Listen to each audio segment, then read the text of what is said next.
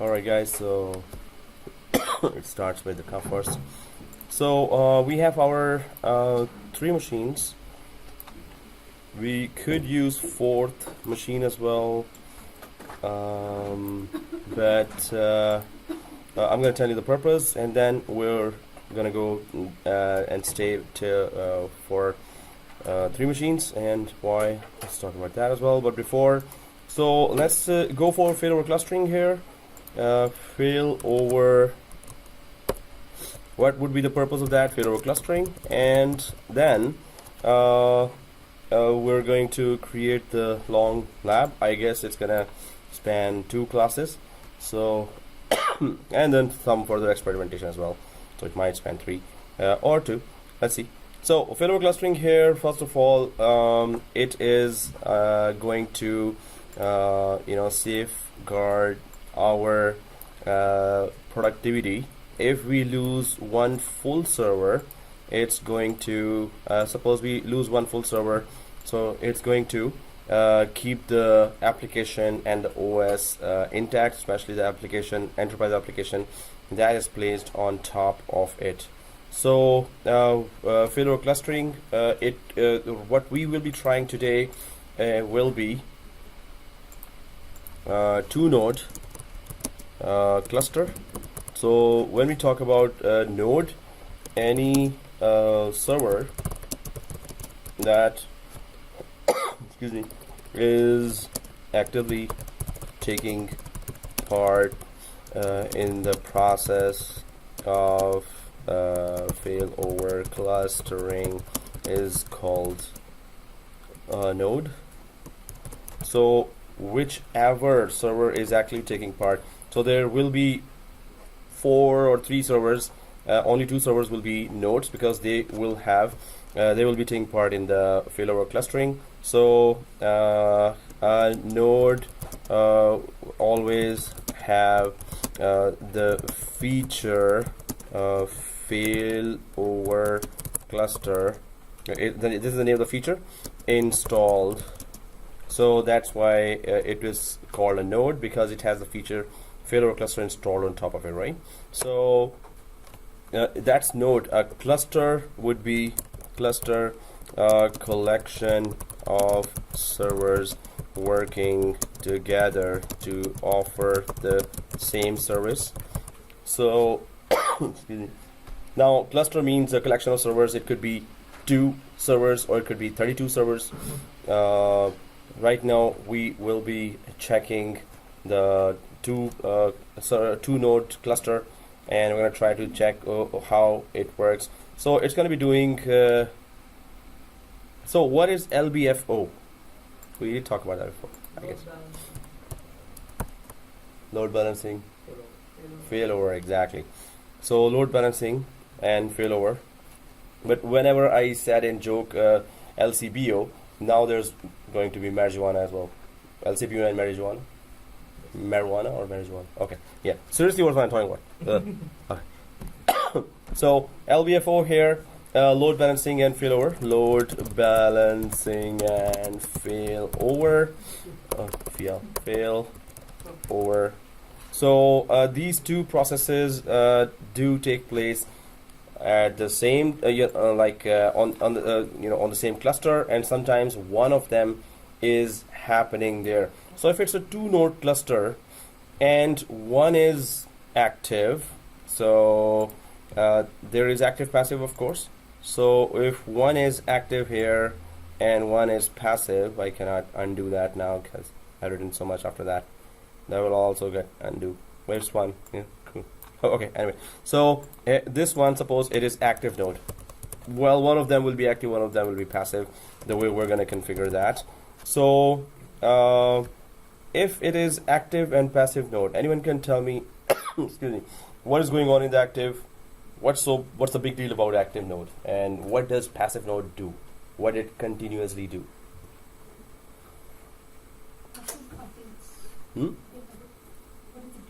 Yeah.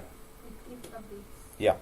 So whatever is going on in the active node is being synchronized continuously to the passive node.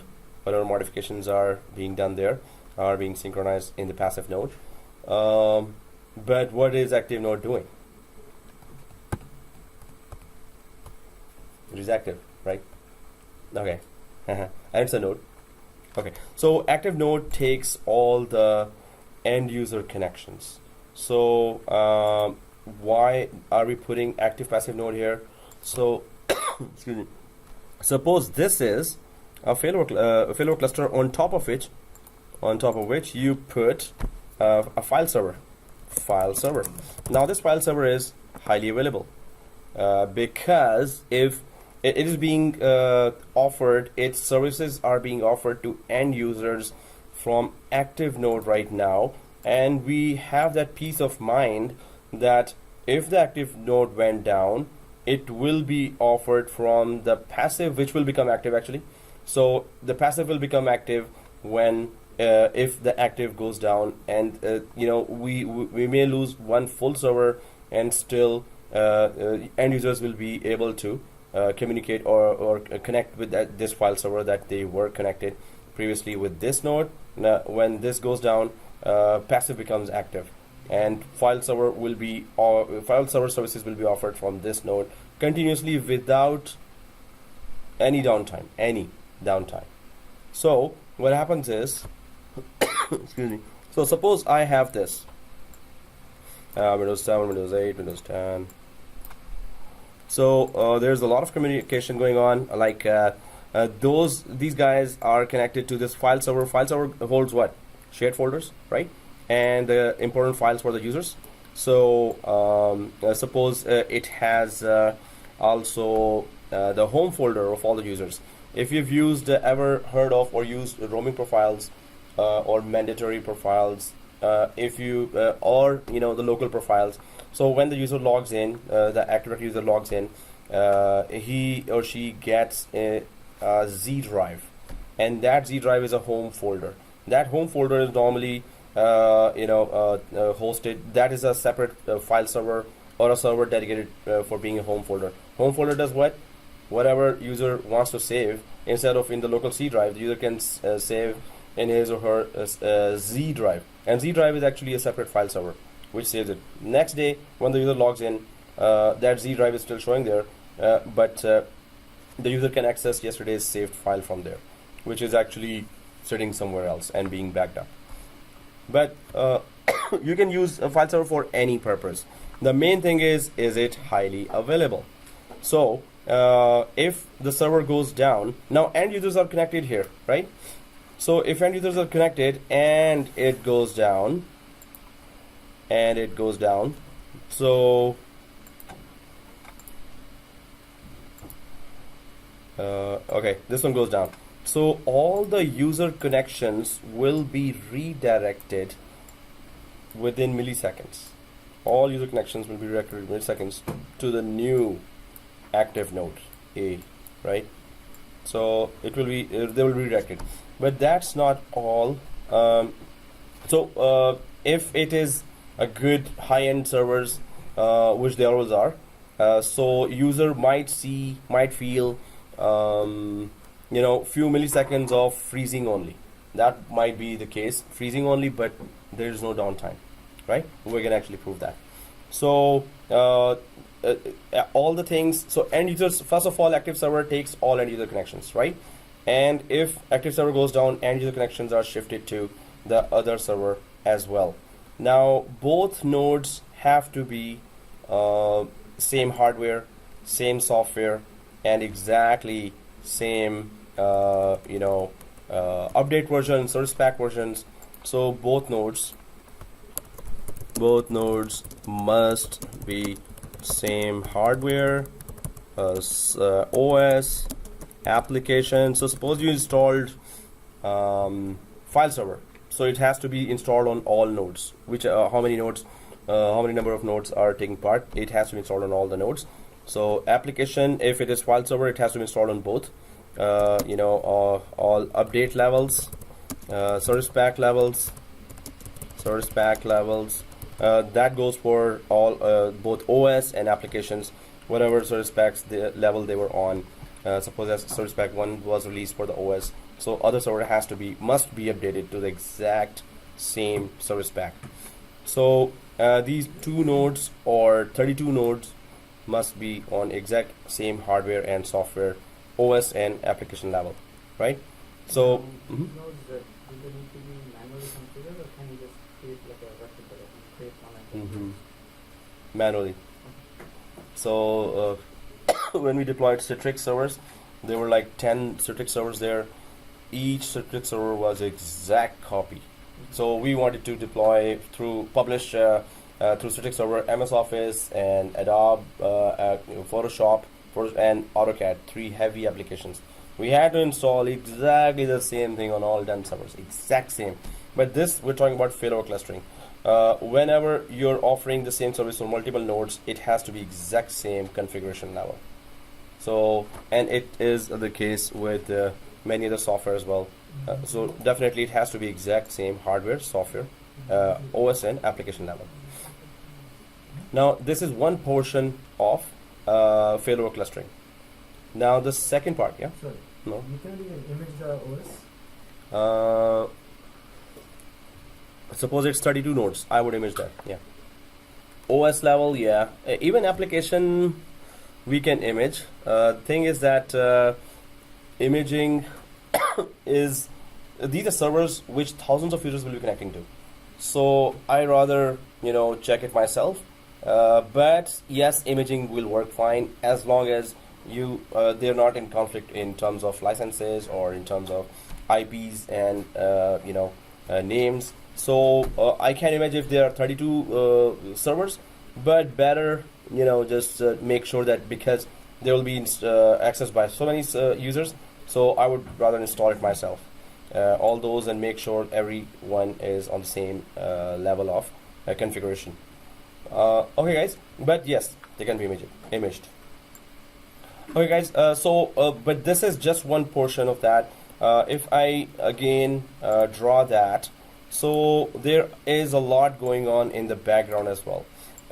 So if we go for our setup here of 4 machines, so our first machine of course is providing us AAA. So it is server 1. Okay, but second machine, right, server 01, second machine, third machine, server 02 and 3 will be having failover clustering enabled. Server 02 and 3. They will have the feature failover. Only these 2 guys will have the failover cluster feature installed. Failover cluster. And this is our SAN storage. So server 4 would be providing us remote disks or LANs. So this will be our SAN. So what has SAN to do with our failover cluster? Pretty much everything. It has to do with that. So what's going on here now? If we create that diagram again, we will have here 3 disks or 4 disks or 5 disks. Let's go with 3. It's just a random number. It's not compulsory that it should be 3. It could be any number. Well, it could minimum 2 disks should be there, because one disk will be quorum disk, other would be the data disk, and we're going to talk about that as well. What is quorum? What is data? So right now what I'm saying is that we have, suppose there is a SAN solution here, and normally when I talk about SAN solution, I just try to show that picture there of the SAN solution. So suppose it's EMC SAN. So lots of disks are showing here. So suppose you are connected with SAN here. We will have our server 4 converted to SAN. So either this or server 4, it's the same thing. So what SAN does, it just offer remote storage, right? So we will be connecting our disks. First we're going to create 3 disks. Then these will be local disks for server 4, right? And then we're going to convert the disks, the disks to Iscsi disks. Iscsi disks. Now Iscsi disks can be offered over the network to other servers. Local disks, normal disks cannot be offered. Only Iscsi disks will be able to be offered to other servers. Now we're going to be installing that feature target server that was introduced in Windows 2012, target server. Now this feature, if this feature was not introduced in 2012, right now I would be installing Starwind, third-party software, FreeNAS, maybe you heard that, FreeNAS, or some other software there, right? So target server, it does what? It simply converts local disks to Iscsi disks. And what do Iscsi disks do? What do they do? Iscsi disks are remote disks that can be offered to any other server over the network. Why would you need over the network disks when you can install 16 disks, 20 disks, 32 disks in one server? Well, it has to be big then. Why do you need over the network disks? Is there any scenario that you can think of? Well, if there is any disaster and you have storage safe. Exactly, that's one of the main. Any other reason? Is it rather too faster? If it's fiber optic, yeah, it's faster, but it's very expensive. Suppose we cannot afford that, then? Yeah, you're saying? Maybe the updates or whatever the data is coming to one server and then it's transferring that to the SAN. That's right. No, data is directly deployed from this server, whichever this server they are connected to. Data is actually created there by end users. So the other reason would be, suppose your server have the physical capacity to hold 30 disks, 32 disks. Anyone ever saw a server where you can put 32 disks? 1, 2, 3, 4, 5. Oh, 30. Okay, what's the maximum we can put physically? What's the maximum you've seen physically put? 60, 70? Is manufactured by Dell. Mm-hmm. There are 24, 36, something like that. 36. Yeah, It's like 36, you can put 5 Max. terabyte disk. It's like 500, 600 terabyte. Max you can go 36 disks Yeah. in a physical server, like tick, tick, Yeah. tick, tick. So it's raw, It's like a tray. rows You and can rows. pull out. It's like a tray. So Inside you can keep on putting disks. 64. Sorry. 64. Yeah, it's 4 trays. That's max. Yeah. I'm Do they have does Dell have any other server that you may not have seen, but is this the maximum Dell offers? saying. Yeah. Maximum, that this 64 disks is our maximum capacity. We haven't built any other server that has more than that, right? Is that so? I have seen Oh. that one. Okay. Okay. 64. What if you need 200 disks in one server? Then what? We were in one bank. We needed. We had 10 Exchange servers, and we had 14,000 mailboxes. So we needed per server 110 disks. So you get a SAN. You get Exactly. multiple class. Keep on mapping Yeah. disks. You get So- one controller and then you get different. Exactly. So you can map the disks. Now 100 disks, 200 disks on one server.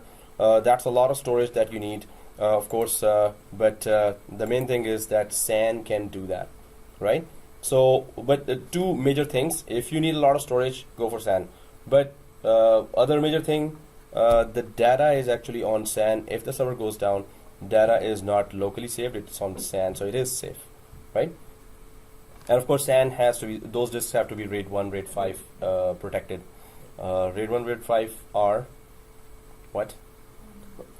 RAID 1 is what? Oh, question after question. What's wrong with teacher today? Cough after cough and question after question. Oh yeah. So RAID 1 protects, it's a minimum and maximum 2 disks, and it protects from single disk disaster, right?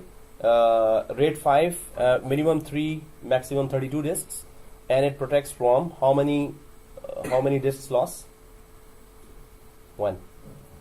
So RAID 10, it also normally that is a famous one. RAID 10. So you create, suppose you have 10 disks, you create a pair of one pair that is RAID 1, second pair RAID 1, third pair RAID 1, fourth pair RAID 1, RAID 1, RAID 1, and then you can put RAID 0 on top of the RAID 0 is not fault tolerance. So you can lose one disk goes down in RAID 0, the whole volume goes down. But if you create a mirror, and then on top of that you create RAID 0, so now you can lose from each pair 1 disk, so 5 disks you can lose, right? You can tolerate the loss of 5 disks and still operating system will be up, applications will be up, right? So yeah, So you can implement RAID on the top of RAID? RAID on, yeah. It is a bit tricky, yeah. So RAID 10 is RAID 1 plus 0. It's not like RAID 10. There is no RAID 10. It's RAID 1 plus 0, right? So, but in servers we've been implementing RAID 10, and it is famous. So anyone, you're implementing which RAID in your servers? RAID 5? Okay. RAID 5? RAID 5, okay. RAID 5? 1. So, but RAID 5, minimum 3. And it can bear the loss of 1 disk. 1 disk goes down, you get your OSN, application will keep on working. 2 disk goes down, then the whole thing goes down. The whole volume is down, gone. We did practice RAID 1, 5 and 10 in our 2016 class, morning 2016 class, and here it's coming as well, a software RAID. What about if you have a hot spare on top of the RAID? That's always good. So that's 1 disk that you put inside, yeah, and if other disk goes down, this disk becomes active and it gets synchronized. You don't have to run for disks then. That's perfect. What is it? Hot spare, so you put a disk, you don't use it, but it is a spare disk which is inside the server itself.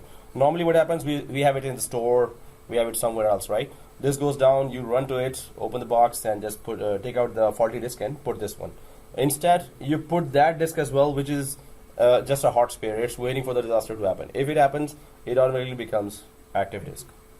So like we have in our company, so they have RAID 5, they always have 1 disk on spare.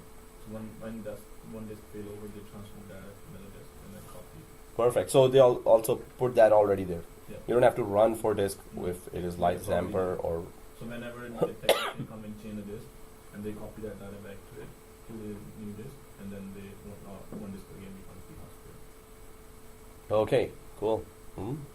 Okay. They don't have to copy. Yeah, you don't have to copy No, that. you don't have to copy. So 1 disk always has a hot Yeah. spare. Okay, that's good. Alright guys, so well, we were talking about SAN, and we were talking about then RAID 1, RAID 5. Of course, when the disk is on SAN, it has to be protected already, right? We're really counting on that.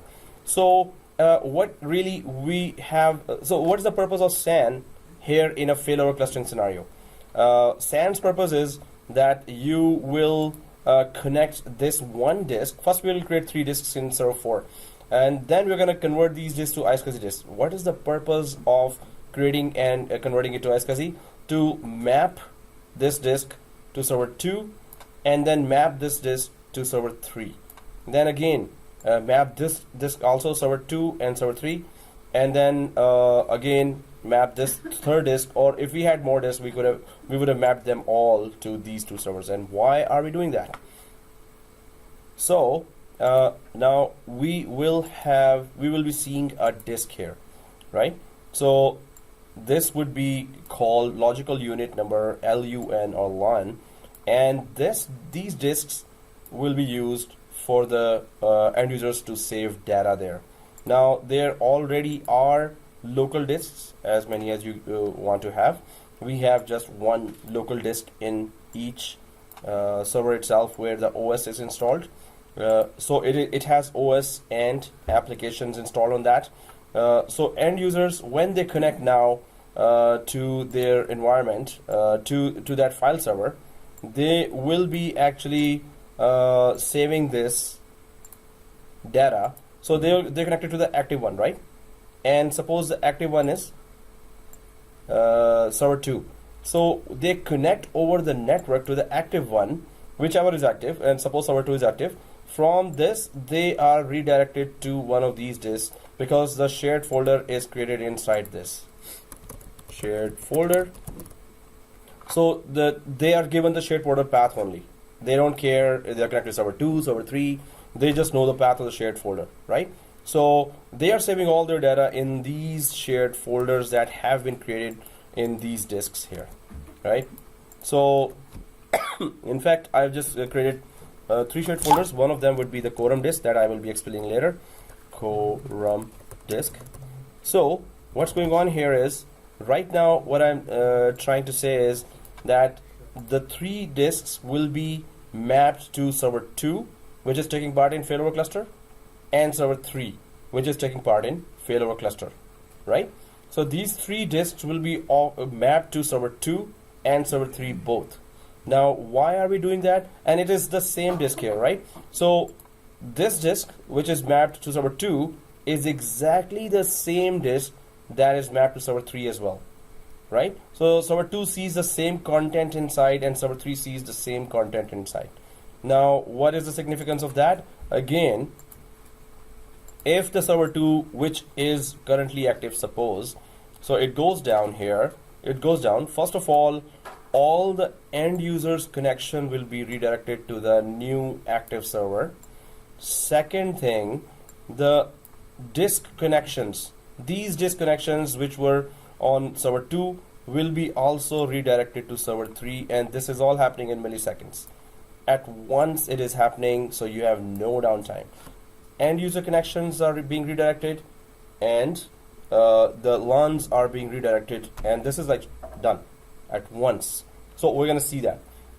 So these, if this disk is available here as well, and end users are still using that same disk, so they will not see any difference that actually they are working on server 3 right now, and a few seconds back they were working on server 2, but they were redirected to server 3. What they will feel is like they were typing something and it will not respond for maybe 1, 2, 3 seconds. Oh, tick, tick, oh, what happened?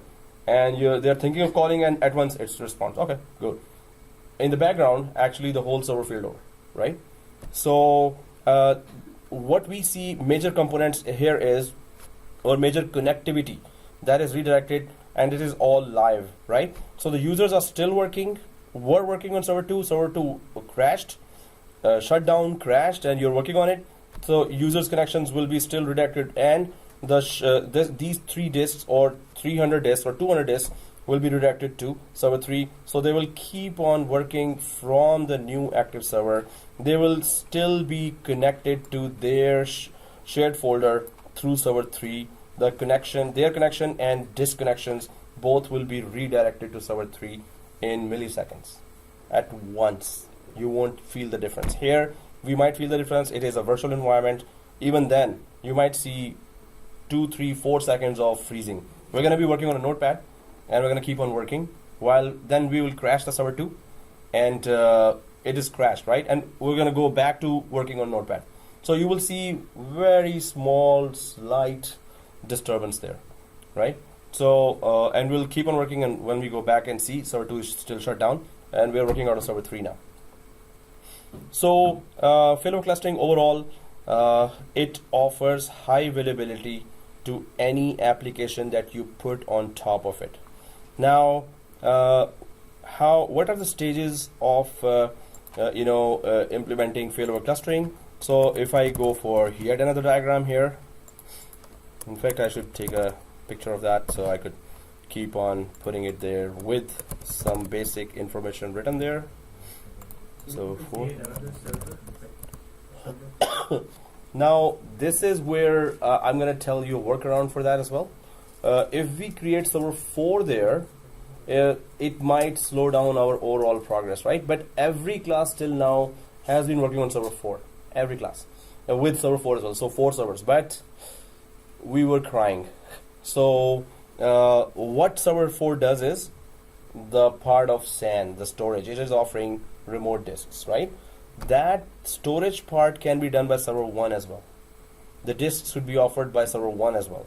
All you need to do is install the target server, the feature called target server. Target server inside server 1 instead of server 4, so you don't need a fourth server. You can do what server 4 can do, you can do from here as well. But what the diagram shows here, this one, we're going to create 3 disks, and then we're going to convert them to Iscsi. That we can do from server 1 as well. So 1 is sitting just offering authentication, so we can take some more work from it as well. So yeah, then it's a lot of commands, and it could be giving us unexpected results as well. So here, if I go to the new diagram where if we don't use server 4, then it will, the roles can be that it is doing AAA. Yes, of course, we need that. It is giving DNS, DHCP, but now we can add, it can be a SAN as well, where 3 disks we're going to add, 3 disks added, and then target server feature installed, and then 3 disks converted to Iscsi. The production level is never recommended, right? Well, this is just test environment. Yeah, production, you would have, small companies would have the software based RAID. They might use that. Small companies who cannot afford the SAN, right, solution. Still, in Canada computers, if you go, you can use enclosures with 4 disks, 10 disks, 12 disks. Build your own NAS. Yeah, build your own NAS, exactly. So network attached storage, and that you can use as SAN, but it has certain features that, of course, like SAN would have more features than NAS, right? Some applications that you want to connect to will not perform well, and some applications might perform well. So we can use cheaper storage as well, and right now we are using our software storage. But the idea is that get a disk remotely and then attach it and then use it in the failover cluster. So you will see the whole idea there is to protect the data. So if the server goes down, the data that the users were using was never on the local server. It was always on server 4 or server 1 in our case now, right? So till now, what we're talking about is it's high availability. Now, one question does arise. One student in previous course asked that question, and it was not asked before, that if the server goes down, that's a hardware loss, right? And it is detected by the other server, and the other server becomes active. So this is active and this is passive, and then if the active full hardware server goes down, passive detects that. How? First of all, that was not the question. First of all, how does the passive detect that active is down? Suppose active does go down. Not receiving an update for a certain time. There's a mechanism here that works in the background, and that is called heartbeats. So there's a network card that each server has one network card already for local LAN communication, DNS, DHCP communication. They all have one network card. But the failover clustering servers will have 2 network cards. So first network card, we will actually rename it to LAN, and the second network card would be our HB network cards, heartbeats. What are heartbeats? Heartbeat network card.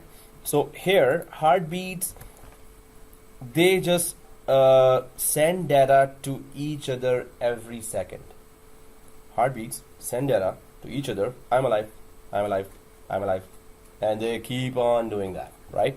So if they miss 5 heartbeats, it is considered that the server is gone, failover, right? So every second, heartbeats are sent to each other. I'm alive, and they create a lot of traffic, of course. That's why they are on second network card, and they better be given their own switch, physical switch.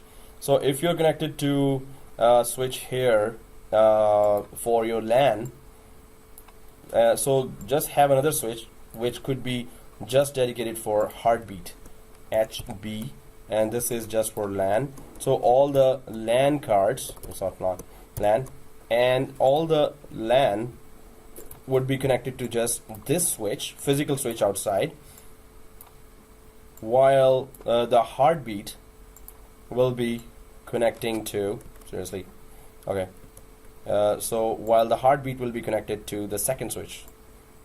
So I'll just second switch. I mean, not even NIC is separate. NIC is not enough.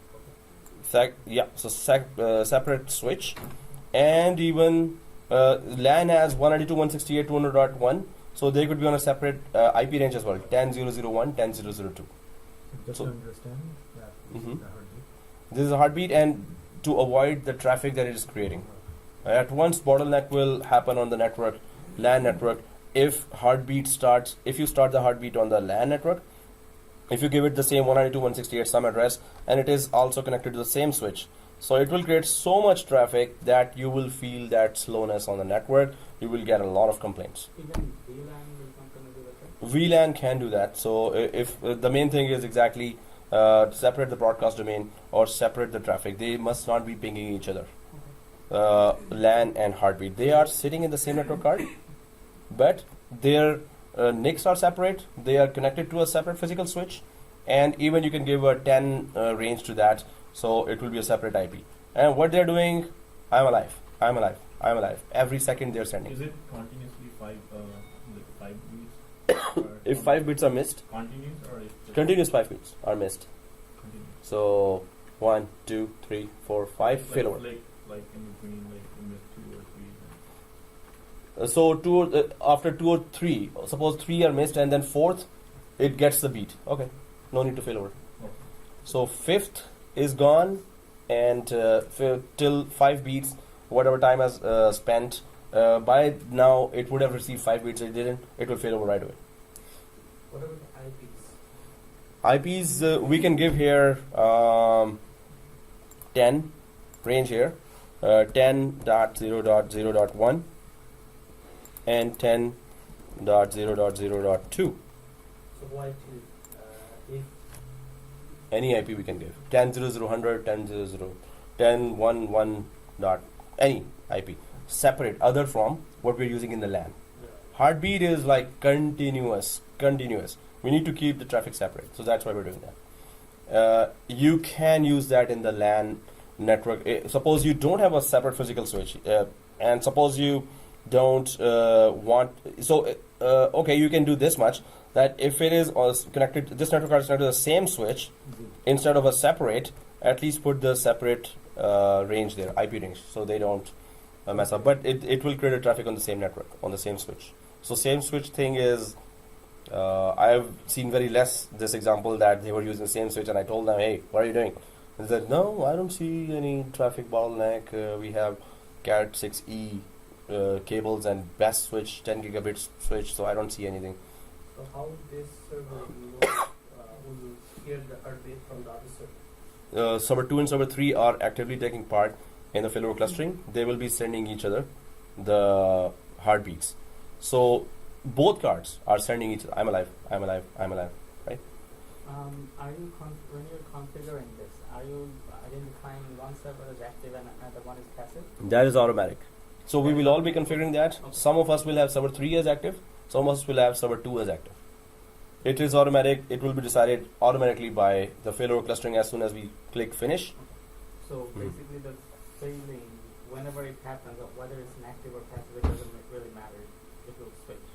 Yeah, it will switch to whichever is the next one. The best scenario is this, like putting a separate switch. Best practice is But that. VLAN can also be. VLAN in the same switch, that would be a very good idea. VLAN 1 just for LAN traffic, VLAN 2 just for heartbeat traffic. As long as they are not touching each other, we're good. Can you have this failover configured over a virtual server? Yes, yes. So all 4 can be configured on Iscsi or Hyper-V as well. Yeah. Exchange server, we configured DAG, the database availability groups. So these were also, high availability for databases of Exchange. So, this gets complicated. The diagram gets complicated, but we're going to go start from scratch. We will need clean machines, but the main thing here is what I wanted to show in a new diagram was that what is the purpose of failover clustering? To offer high availability to the application that you put on top of the failover cluster. So this means that first, we are not installing the application, we're not concerned with the application, we are concerned with if the failover cluster itself is working fine or not. But then, what is the purpose of creating a failover cluster? To put an application on top of that and test if it is highly available. So first stage would be confirm that failover cluster is configured correctly and test failover 3 to 2, 2 to 3. We're going to check which is active now. Let's make the passive active now. We're going to do it ourselves, right? Then we're going to put it on top of that. That was the purpose of creating a failover cluster, to make any application that is sitting on top of it highly available. Then we're going to put an application, and then we're going to test the high availability of that application, right? So first major stage would be create a successful failover cluster. Second is put an application on top of it and test its high availability, right? So we're going to try to now build that scenario here. Now we need total clean machines when it server 1 is okay. Server 2, 3, we need clean machines. But before that, are we okay with all this, lines and, very scattered lines here? Any questions on these images, colorful lines here? So again, failover cluster, 2 servers will take part in failover cluster. So in this, how many are nodes in this diagram? How many will be nodes as per our plan of creating a failover cluster? Yeah. So what is a node again? Whichever is taking part in the failover cluster. Exactly. So whichever node is taking part, whichever server is taking part in the failover clustering process is called a node. So there are just 2 servers here. But again, one more thing, it will be a node if you have installed that feature called failover cluster. There's a feature by the name of failover cluster.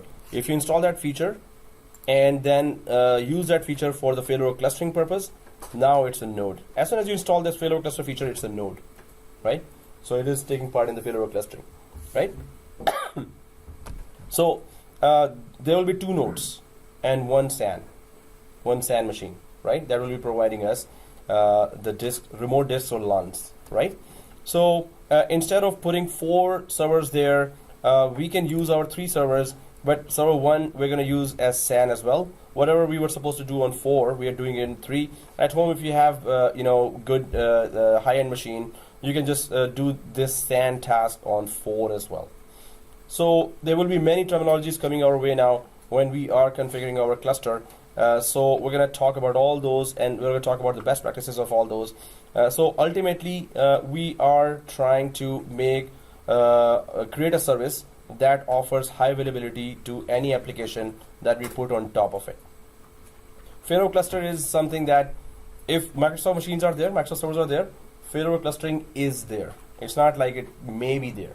It is there in every company. And if you're going for level 2, level 3 jobs, so they will be asking you what is failover clustering, how do you configure that for SQL Server, for Exchange Server, for web server, for file server, for print server. So if you know this process very well, I would recommend that do the whole lab 2 times. The morning class, that's 740, many students have done it 2 times at home from scratch. Delete the machines, do it again. In Humber College, one student was crazy enough to do it in 8 times. 7 or 8 times he did that. That was crazy. But he knew every step. But that's how it is. It is very important. One of the most important topics of the course, of this course, right? So let's go ahead, guys. Now, if we go step by step, so I'm going to create this step-by-step process. Again, I'm going for 4 servers here. Seriously, what's wrong with me? Okay, because I wrote something there, but now we're going to track our progress with these 3 servers. And we have server 1, server 2, server 3 here. So on server 2 and server 3, we need to go back to the snapshot 1 and then join it back to domain. Server 1, server 2, server 3. There are 3 servers here. Now the first server is offering AAA, and it will be offering SAN as well later when we go for the storage here. But now we will be going for different processes here. Now I'm just going to take a picture of that because I'm going to use this picture again and again for different stages of the failover cluster configuration. Okay, picture taken. Okay, so now first of all, server 2, server 3 must be clean machines. So server 1, it's okay. It's just AAA. So of the current configurations, yes, go ahead. What we did last WSUS we did, right? So if you want to take a snapshot of the current configuration, you can go ahead and do that. If you ever wanted to go back to that snapshot, you can go back. So I'm not doing that. But you can, if you want to ever come back here. If you're having that environment at home, you don't have to do that here. But if you want to, it's okay. Doesn't matter. So I'm just going to go back to my server here. First thing, have clean machines. So server 1, server 2, server 3, and I'm going to go to here server 2 and right click on server 2 like this.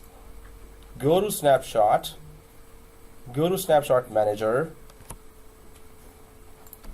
and select the first snapshot here. I hope you're doing that. Hey, who's gonna get the salary now among you two? Okay. Oh, so, yeah. Right. Okay. Okay, guys.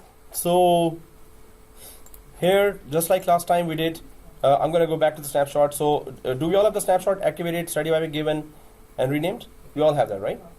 So if you have this snapshot on server 2, okay, not on server 1, not N-O-T, K-N-O-T, not on server 1. If you did it on server 1, you lost your lab already. No, it's just like, I just wanted everyone to be paying attention to me now. Not. Okay, so here I'm on server 2 and 3 only, right? Not on server 1. So server 2, activated, static IP given, renamed, and click go to. So server 2, press yes. I'm going back to the snapshot there. So server 2, I'm going. So guys, what is the procedure after that? Because in the snapshot it is not joined to the domain, this is exactly what we want. So once it reaches that snapshot 1 there, log in and join it to domain. So I'm just gonna do one server right now. I have went back to the snapshot on server 2. I'm only working on server 2 right now. So now it is back to the snapshot where it was not joined to the domain. I'm going to log into the local administrator because it's not joined to the domain. Of course, this administrator is a local administrator. So log into the local administrator.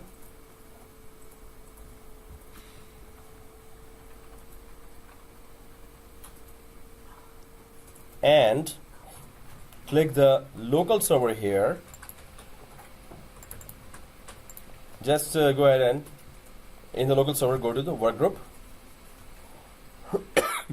Go to the work group here. Oh, I think you know how to join it. So click change here and type your domain name. So it is net plus main dot local. So guys, it might give you an error when you put net+main.local. You press OK here and it might give you that it cannot detect that, so just wait 5 seconds or 10 seconds, then press OK again and it should be detecting at that time. In case my screenshot may have different VMnet, I'm checking the VMnet of server 2, which is 10 here. So 1 settings 13. Oh, sorry, my VMnet is different. VMnet 13. That's why it's not joining the domain. So once now it is VMnet. No, I was checking my VMnet and it was wrong, but your VMnet should be. Just make sure it is same. So press OK here. Yes. If you see this, excuse me, you're okay. Net admin and the password. And yes, join to the domain. OK, close, restart. So guys, make sure when you restart, log in from netadmin. Do not log in from local administrator. Log in from netadmin, from server 2, server 3. So server 2 is done. I'm going to go back to server 3 now and right click and go to snapshot. Go to snapshot manager here on server 3. Go to snapshot 1 here on server 3. Activated, study by given, rename. Click go to here. Press yes.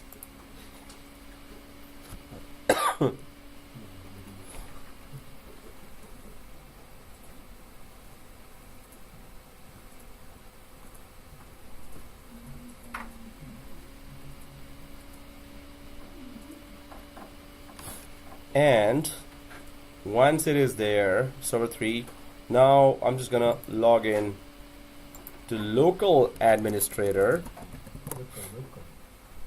Local administrator.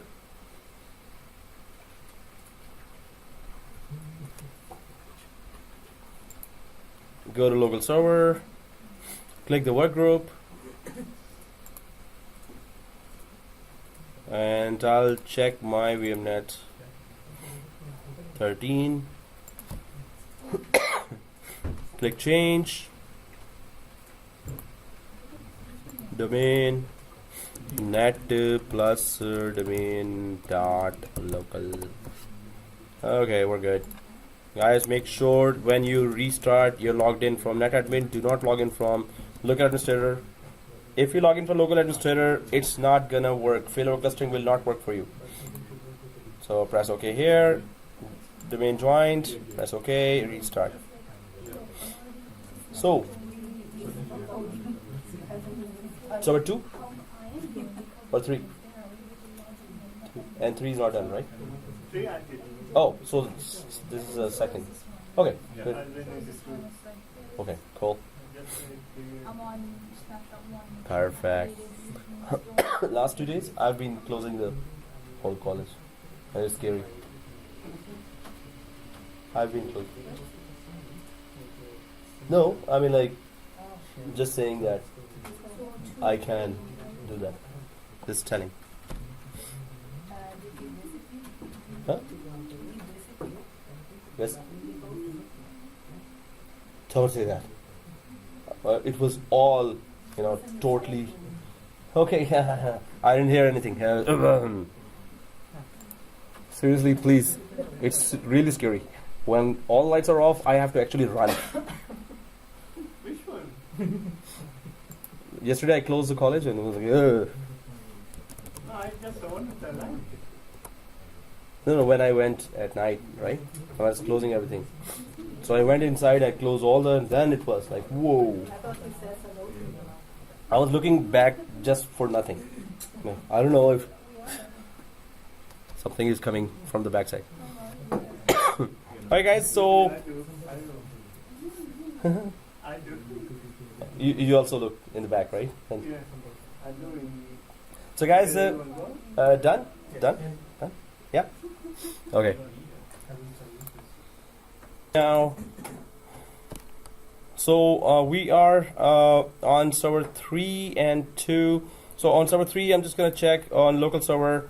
It is joined to the domain. So guys, make sure please I'm on server 2 and I'm logging in from netadmin. Do not log in from this administrator on server 2. Otherwise, failover clustering will actually fail. It will not fail over.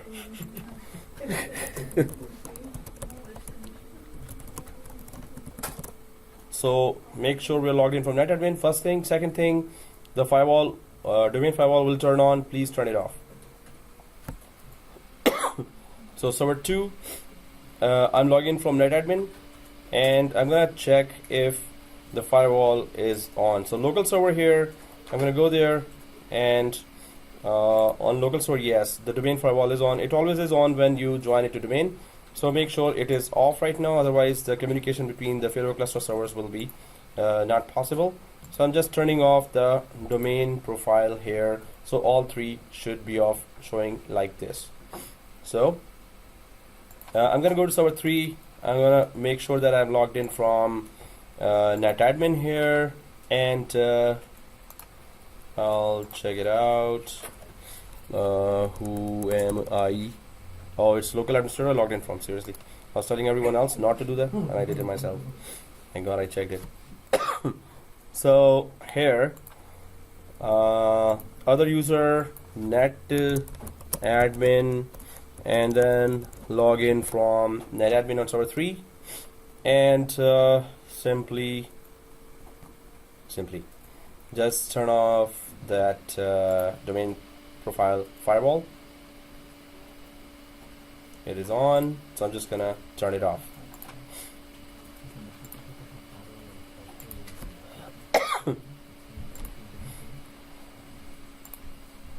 Alright guys, so it should look like this, all three red.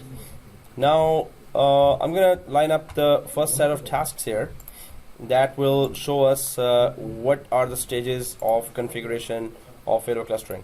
So we're gonna reach this, we're gonna try to reach this configuration here, but what are the stages that we have to go through from scratch? We're doing that. So of course this is what we need to do. Server 2, server 3 are nodes right now.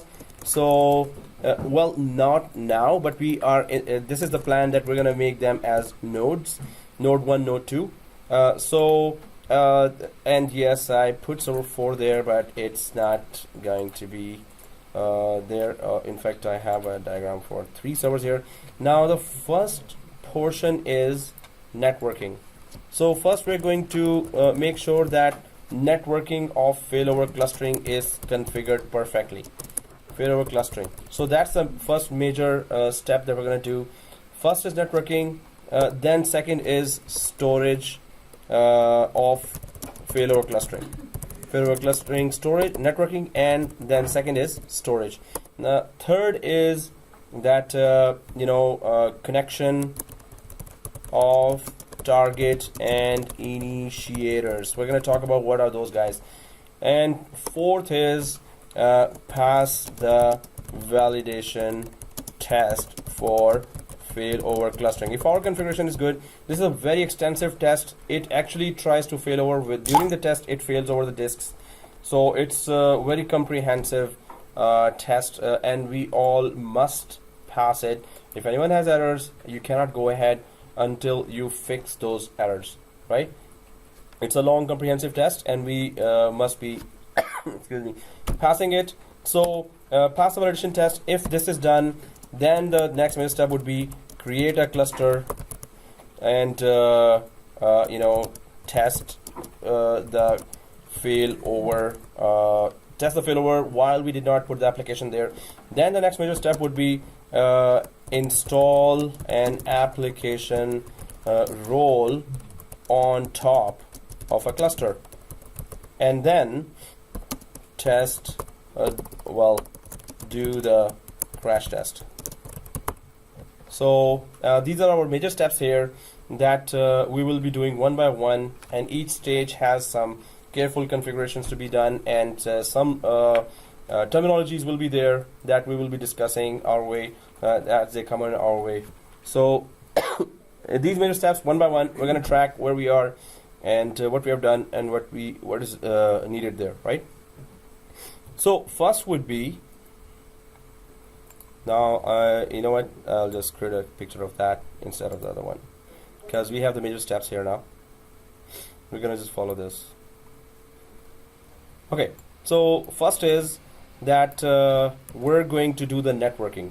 Now networking, we have already our one LAN network cards. So each node has, each server has one network card already there, and it is taking part in the LAN processing, which is DNS, DHCP, and all kinds of network traffic is going through those. So we're going to actually rename our network cards to LAN and HP. What we are already doing here, we're planning to do is we're going to add second network card on server 2 and second network card on server 3. If you already have an internet network card, keep it disabled. We don't need that, or remove it if it creates confusion. So this LAN network card here has a 192 address, 192.168.200.2 here is the address IP given to LAN here, and it is .3 here given. So we're going to be putting here a second IP scheme, which is, so we're going to name it first of all HB. Both the second network card will be called on both servers as HB, and of course we're going to just give it some other range, 10.0.0.1 and 10.0.0.2.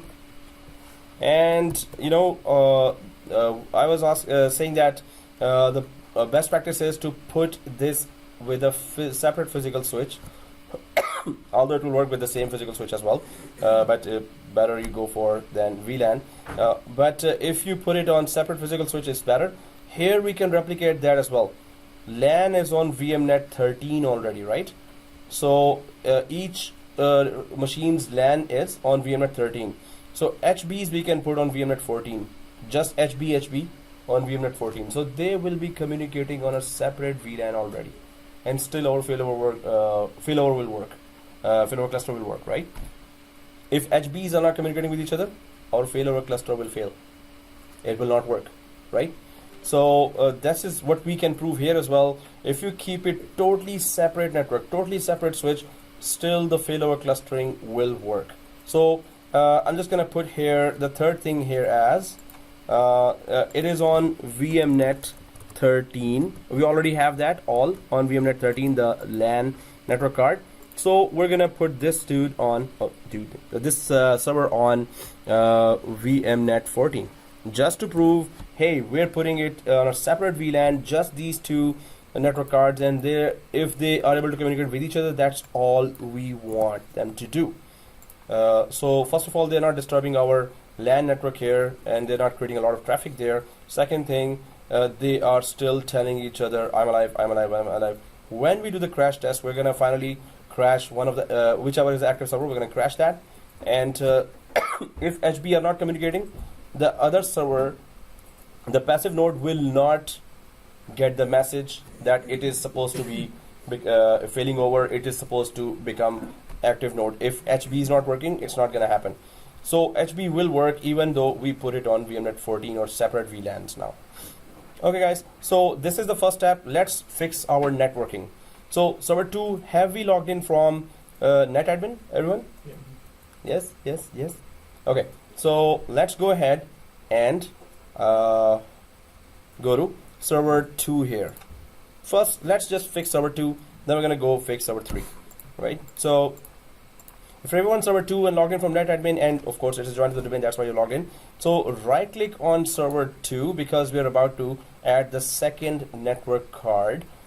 So let's go to settings of server 2. In a production environment, you will be maybe your servers always have 4 physical network cards or 6 physical network cards. Just enable the second one in that. If you don't have it, ask for a downtime, do it on the weekend, and just add a second network card.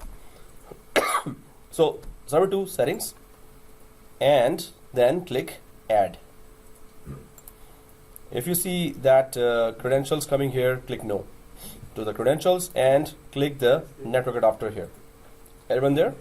Server 2 second network card, and then we decided that we're going to put it on a separate VLAN because it's heartbeats. We don't want to disturb our LAN network. So let's go directly to VMnet 14. In a production environment, you will have to log into a manageable switch and create a separate VLAN and then connect this to that. So you have to be very careful there in production environment. So VMnet 14 here, I'm putting for the second network card. That will be so click finish here. So it should look like this, guys. On server 2, one is LAN VMnet 13 and second is VMnet 14, which is HB network card or heartbeat. So press OK.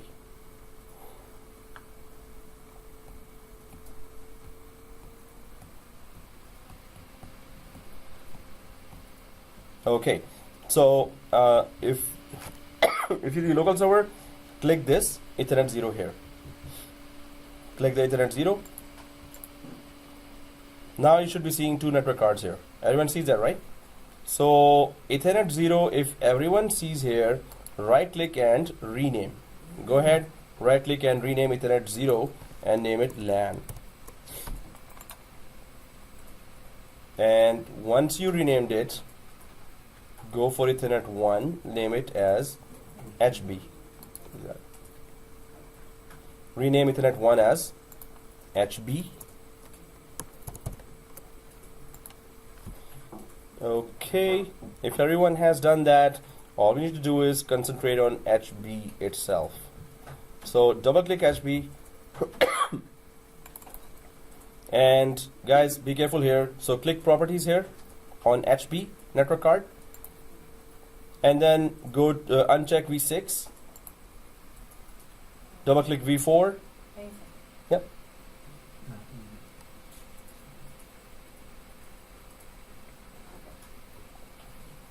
Okay, so and double click v4. Now we go for use the following IP address, and it is 10.0.0.1 and press tab. So it's 255.0.0.0. So guys, we don't need default gateway here, and we don't need DNS here. They're just communicating and pinging each other. I'm alive, I'm alive, I'm alive. So, but still, if you have put all this configuration, go to advanced option here. Click the advanced option, and then we can see the DNS tab here and Wins tab. Excuse me. So DNS tab. If you go to the DNS tab, let's go to the DNS tab. Now, guys, if I go down to the DNS tab, you can see register this connection's addresses in DNS. So I'm gonna uncheck this, but I'm gonna ask you, what is the significance of this option, and why am I unchecking that? The purpose is just for the communication between the two labs. Two network cards. Yeah. I'm alive. There is no point in connecting it to the DNS and Exactly. more First of all, our VLAN is different. The VLAN in which these cards are HB, they cannot communicate with the DNS at all. But yes, this is the purpose, as you said. Exactly, that is the purpose. That suppose they were on the same VLAN, they would have registered themselves as server 2 network cards. So the traffic could have been directed to server 2 to the that server 2. If the traffic were directed, it would be 10.0.0.1 network card could be receiving the traffic as well for DNS, for DHCP, and the traffic would go nowhere. So but this network card is already not communicating with DNS because it's on a separate VLAN right now, right? Then why are we doing that? Because it's the best practice, first thing. Second thing, if you don't do that, it doesn't matter right now because we are on a separate VLAN, it cannot even communicate. But third thing is the validation test for cluster. Right before you're about to create a cluster, it's going to do a very extensive validation test.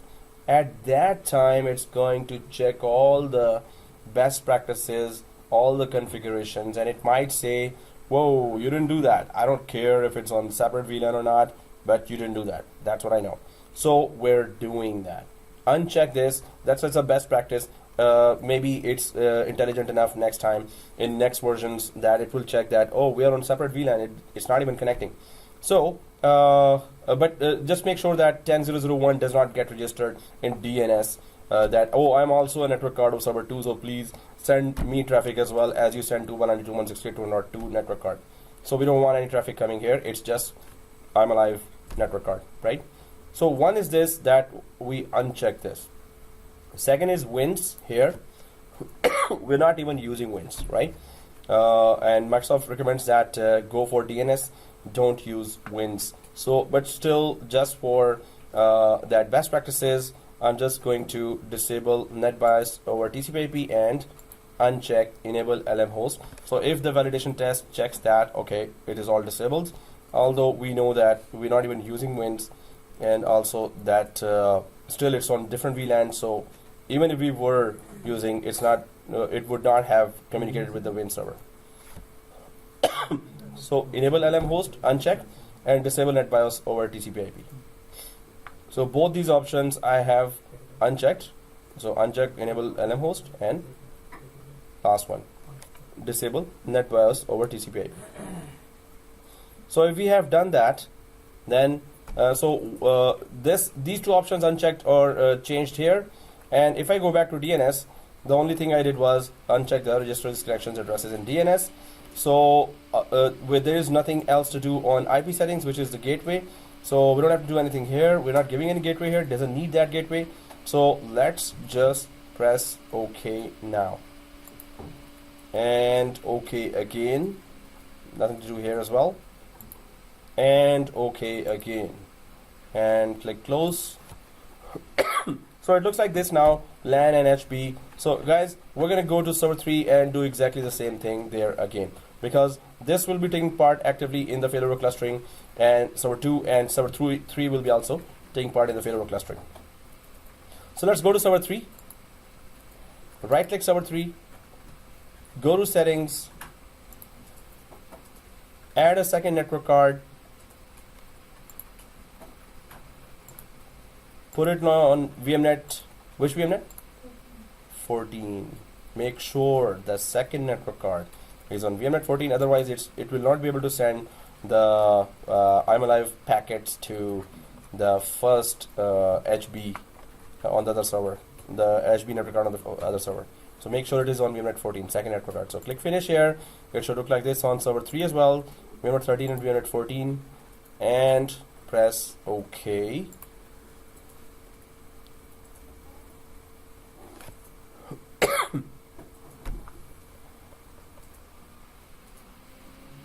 Close, and I'll just go for the network card on Ethernet 0, rename to LAN, on Ethernet 1, rename to HB. I hope we're all doing that, nobody's falling behind. And double click HB, double click in French, double click, oh maybe I said that before. So uncheck V6 here, double click V4 here, use the following IP address 10.0.0.2, press tab 255.0.0.0, then we go to advanced DNS, and uncheck register this connections addresses in DNS, the last option on DNS. And then, yeah. No, you put 0, not put 2. Yeah, you have to put 10.0.0.2, 10.0.0.1 on the first one, in the server 2, server 3, 10.0.0.2. Alright, cool. So, okay, wins, we go for uncheck enable LMS host and disable NetBIOS over TCP IP. So make sure all these are done. So guys, once they're done, right? Done. So let's go ahead, press OK, and OK, and OK, and close, and okay. So close. Now, if we go back to the diagram, we can track our progress here. Guys, networking side, if we have done it all carefully, this was it. Networking side is, if there were 32 nodes, we would have done throughout all those nodes, right? There are just 2 nodes, one is active, one is passive, one will be active, one will be passive. So this is networking we have done there. Let's go for storage now, and that is going to be a little longer, but and we have to be very careful about that. So will I be able to ping now for link 2 from server 2 to server 3? sorry again. I will be able to ping it now from server 2 to server 3. So when failover clustering feature is installed and configured, it automatically starts using those. It expects them already there. Now we can ping still from 10 to, if you do 10, it should be pinging from the same machine. It should be pinging each other. But main thing is, even if it doesn't show here, failover clustering will use it, start using it automatically. And you will see that when the failover cluster is connected there, that it will show it green that yes, they are communicating with each other. It is pinging? Cool. So that's good. It is pinging. Okay, guys. So let's go for our second portion, which is storage. Let's understand each and every terminology there, and then go ahead and configure it. So I'm just gonna create another diagram here, and then go for this diagram and configure our. So here, what we need to do is, guys. Oh, what was that? Okay. Whoa. Okay, we're good. So, okay, guys. First of all, first step is, let's go to server 1 and use this poor guy's SAN as well. So we're going to, it already has one disk here, right? And we have one disk Okay, yeah, that was musical. One. We have one local disk already there, right? So we need to differentiate between the disk that we are creating and the disk we already have locally available. So in the storage of Failover clustering, we're going to be creating here, instead of on server 4, we're going to create in server 1. So let's add 3 disks here of 200 GB. Actually, we already have 100 GB disks, right? So let's create 3 extra disks of 200 GB each. So I'm just gonna double check that. Do we already have the disks we have already? Are they 100 GB or 200 GB? 100. Okay. So just to differentiate and right away we could discover. So we're gonna just go for 200 GB size here. First thing, then we go format them and give them the proper naming convention: LON 01, LON 02, LON 03. So LON would be logical unit number. And those are disks that actually are available over the network to other servers. Those are called LONs. So 200 disks will be there. So the first procedure would be add 3 disks and format them as local disks. Second thing would be install a feature called target server. Third major step would be that convert each of the 3 disks to Iscsi disks. If they are not made Iscsi, you cannot offer them over the network to other servers. If they're local disks, they cannot be offered to other servers, right? So they have to be converted to Iscsi. Iscsi protocol talks over the network to the storage from the target server to the initiator. Now we have just mentioned the name target and initiator. So what are those guys? So target is equals offering the disks. Yeah, exactly. So target offering the disks. So definitely initiators would be requesting the disks. So make sure that you understand initiator requesting the disks, right? So initiators are requesting the disks. So in our case, server 1 will be offering the disks, and server 2 and 3 will be requesting the disks. But this will be done when we install the feature called target server, and that was a very cool feature introduced in our Windows 2012 onwards. We can use that, and we can convert any Windows machine into a SAN machine, offering their local disk to over the network to other machines, right? If you are running out of space, just convert one to excuse me, Iscsi, and then just offer it to any other machine on the server. So we're gonna just create a target. We're gonna offer 3 disks, and the initiators will request that. As soon as the initiator software, through the initiator software, which is just a small software window, you open, and then you connect to target server. Then the main purpose of target and initiators would be to map these Iscsi disks from server 2 and server 3. So this whole procedure we're gonna do step by step. Let's first create these 3 disks, and then we go for creation of everything else. And there's a break. Is there a break? Let's create the disks. Let's create the disks and go. Create the disk and go for break. But you just sent the sign already.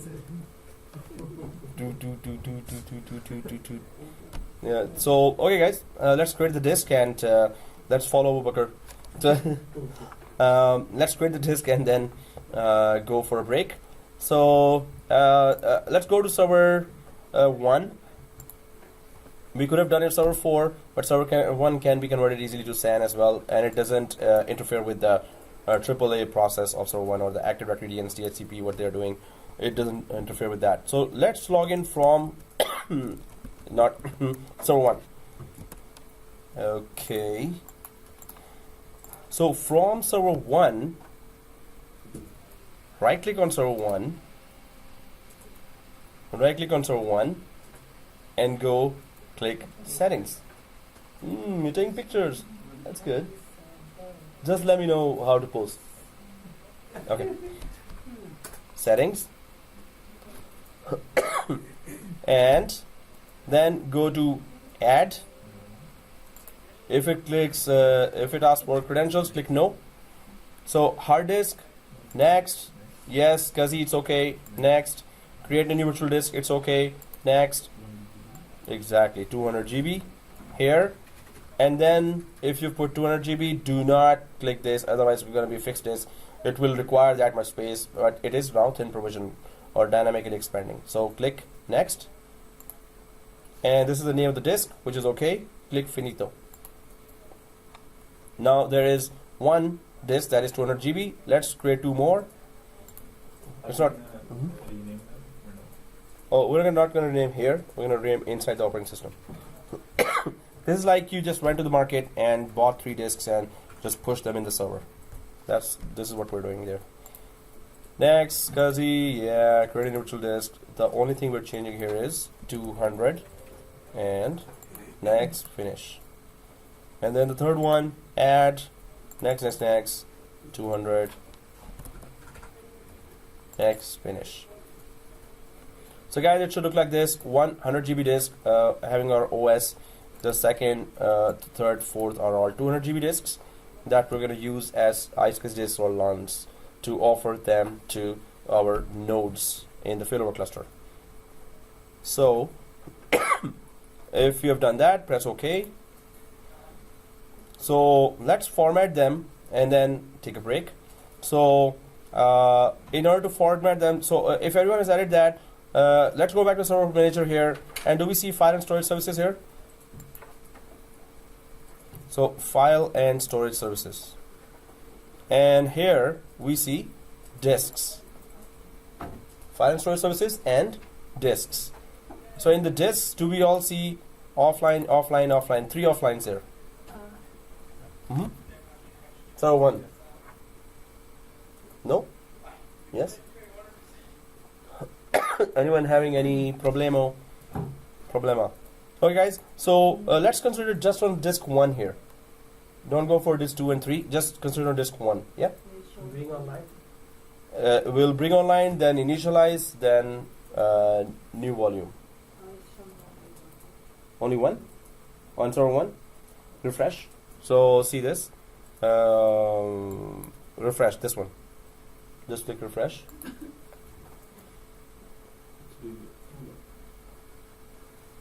It may show it a little later or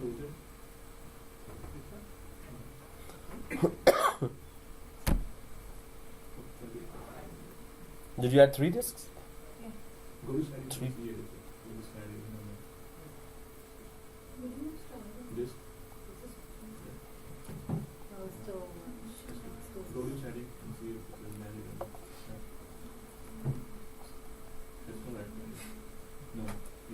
Alright guys, let's take a break and then I'll troubleshoot that. Resuming now with a cuff, of course.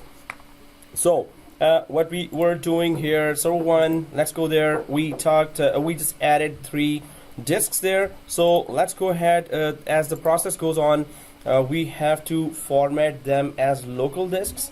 Then we're going to add the feature that will help us convert those disks to Iscsi disks. Iscsi disks can be offered remotely over the network with the help of Iscsi commands. It's going to communicate with those mapped disks. So minimize that, and everyone on server 1. Yeah.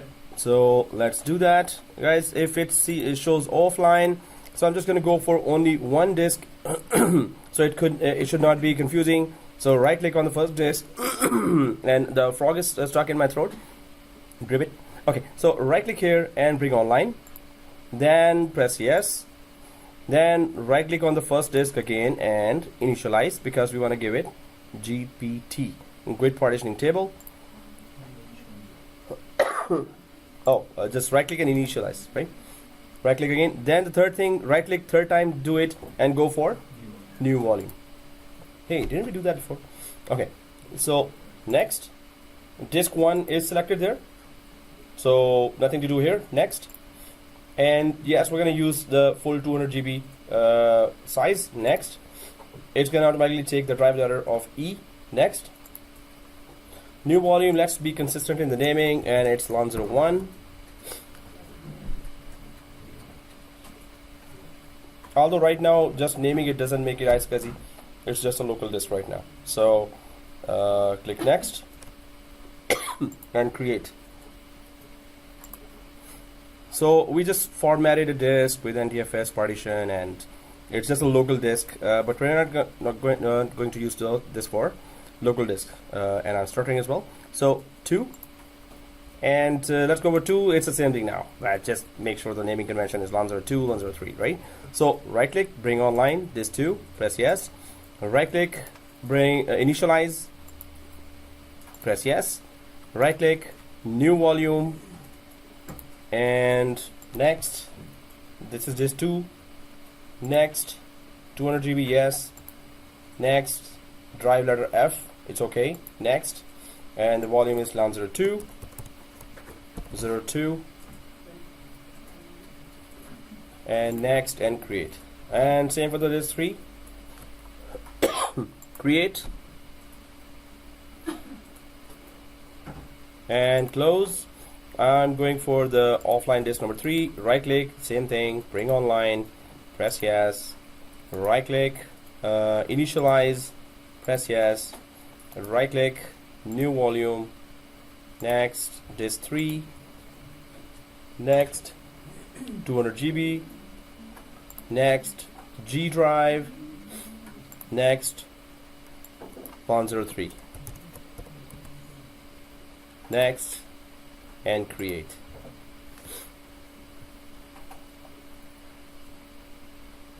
And click close. Okay guys, so 3 disks are there. What's the proof they're there? Go to the yellow folder here, or the File Explorer here, for server 1, File Explorer for server 1, and you should be seeing 3 disks here, right? So click this PC here, and you should be seeing LON01, LON02, LON03. So everyone is seeing that? Okay. So let's go and try to convert it to Iscsi. Right now, these are just local disks. We can't do much if we want to share them or offer them to other servers. So let's go to that feature that helps us convert those disks from local disk to Iscsi disks. So on Server Manager, on Server 1, go to Dashboard here, and then go to Add Roles and Features. Dashboard, Server 1, Add Roles and Features, and then click Next. Role-based or feature-based installation. So what are we doing right now? We're doing 70-7 40 course and I think we're already formatted. No? oh yeah, we all formatted. Okay, exactly what we're doing. Okay. So yeah, right now what we're doing is that we're going to Dashboard. We have formatted all 3, right? Yes, yes. So Dashboard and go to Add Roles and Features. What we're doing is installing the feature called Target Server, and that feature will help us convert the local disks to Iscsi disks. Without that feature, we cannot convert them. If you don't convert them, you cannot offer them to the remote servers. So You can also install from that Iscsi from there as well. Yeah, directly from there as well. It says go to add role. Exactly. Somebody has done it already. Okay, so that's good. So add roles and features. Oh well, what they're saying is if you go to File and Storage Services here, there is Iscsi already written here. So this is kind of a shortcut as well. It's going to take us directly to that target server instead of going that way. So if you are on Dashboard, or if you have already opened Add Roles and Features, cancel that. You can come back to this File and Storage Services and click the Iscsi feature here. Do we all see that? Iscsi? If you see that, click this. To install Iscsi target server, start the Add Roles and Features wizard. So click, and it's going to take you where we were going through Dashboard. And it has already selected Iscsi target server. So let's keep it selected. I hope everyone is seeing that. So if it is already selected, click next, finish, right? So next, nothing in the features, next, and restart.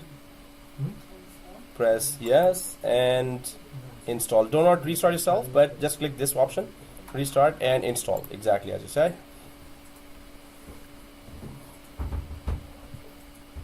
Are we gonna? It's gonna happen automatically for 3 of them, or is this for This service installation is just one time only. only one time? Yeah. Now we're gonna convert the disk. Each disk has to be converted. Each disk has its own wizard to be converted. But this service has to be first there in order to start the wizard. Well, still work. Is it done for anyone? Okay.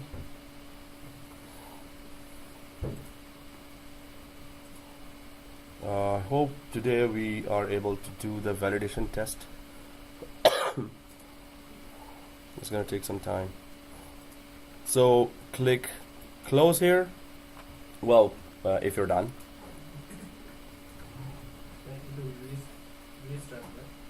No, the restart option we just selected in the background. But if it doesn't restart itself, we don't have to restart ourselves. Done for everyone? So click close. And then let's just go to our Iscsi again, where we started this. So everyone on Iscsi again?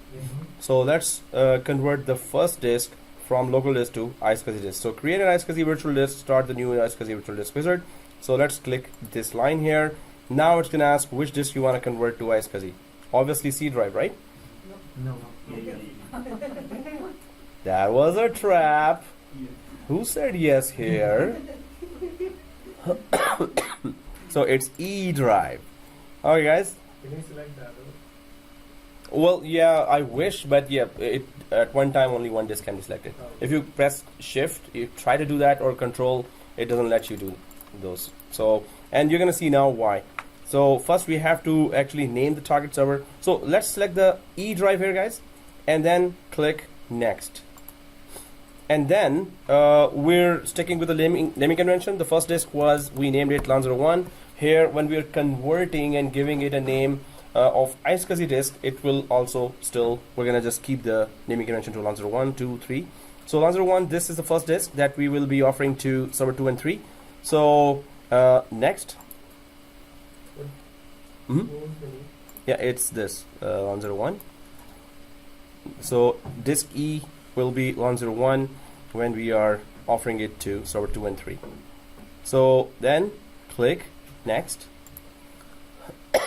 Now, yes, we can use half of the disk, but we're going to go for full disk. We want to use the full disk here, 200 GB size.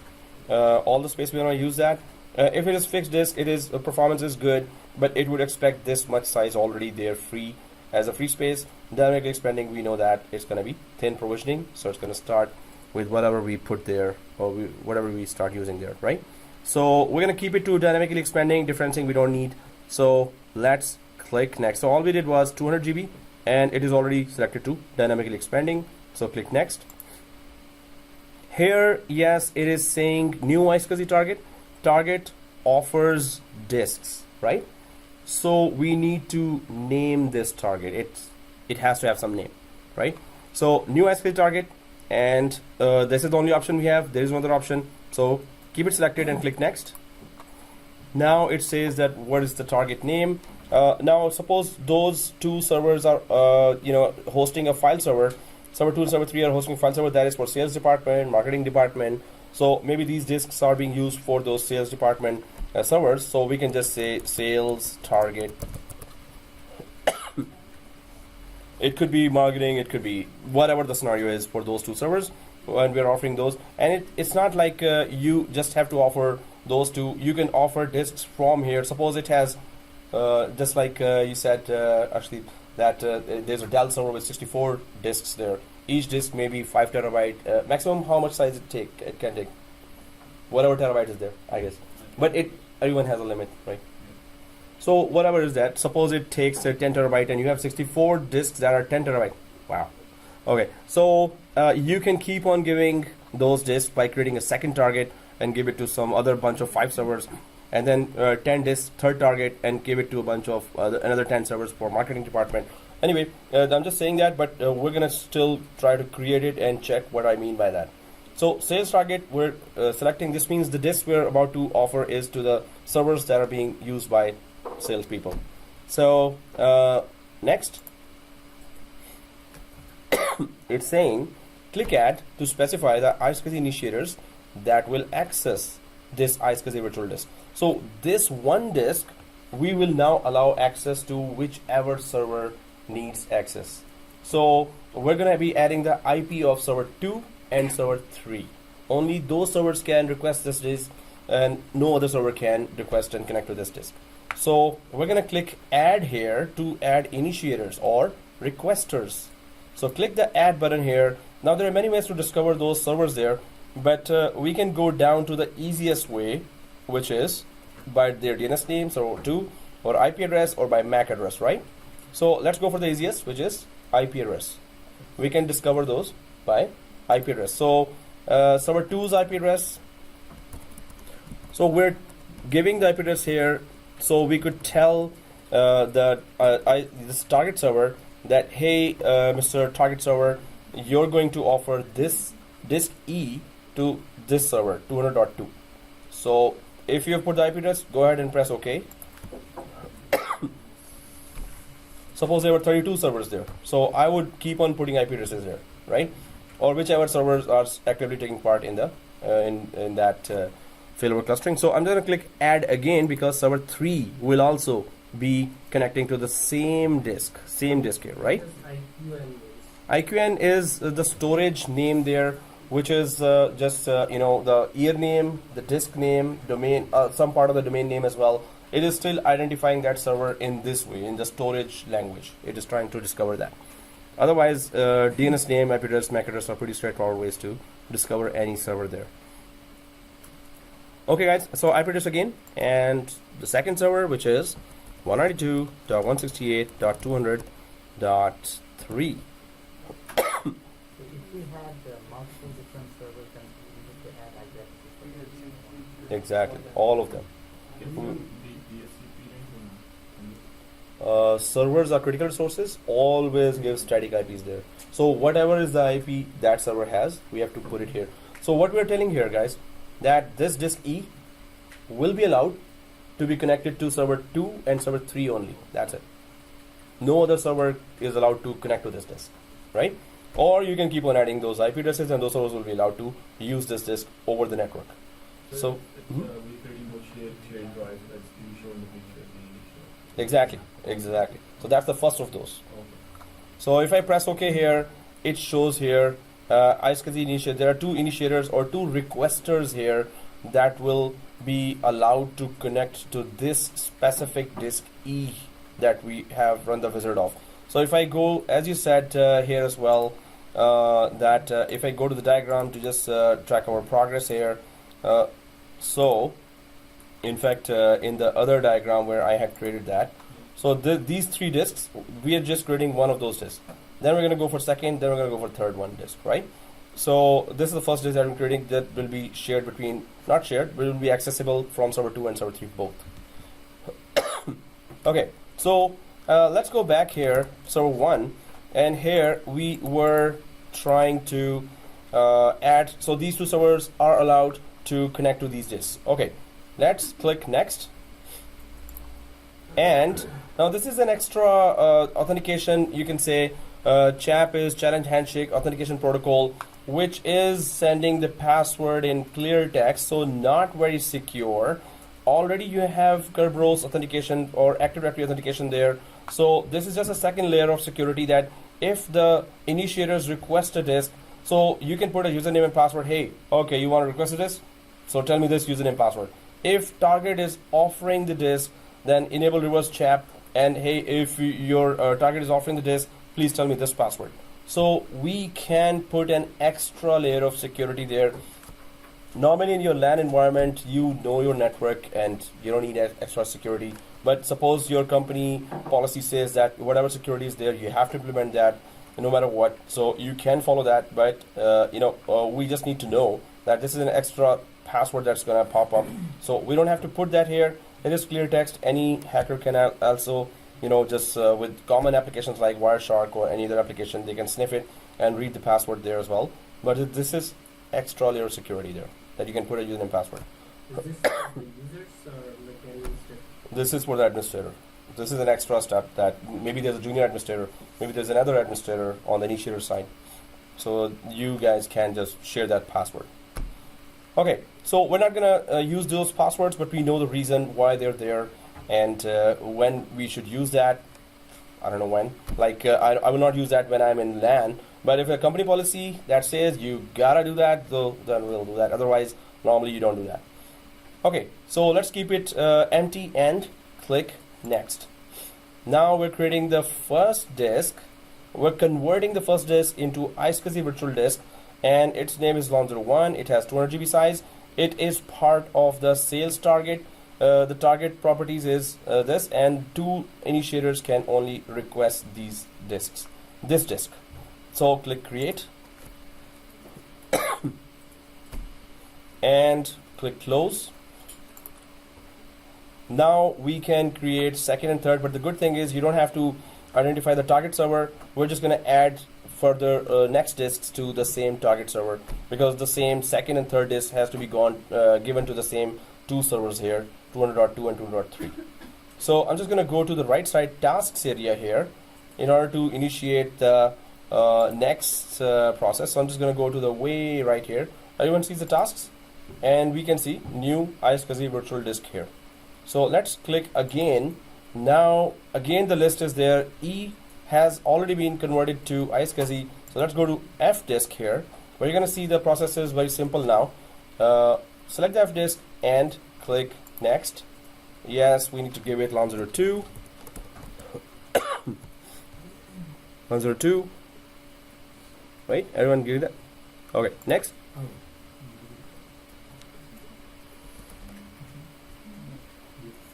200 GB. Yes, we're going to use the whole thing, and dynamically expanding.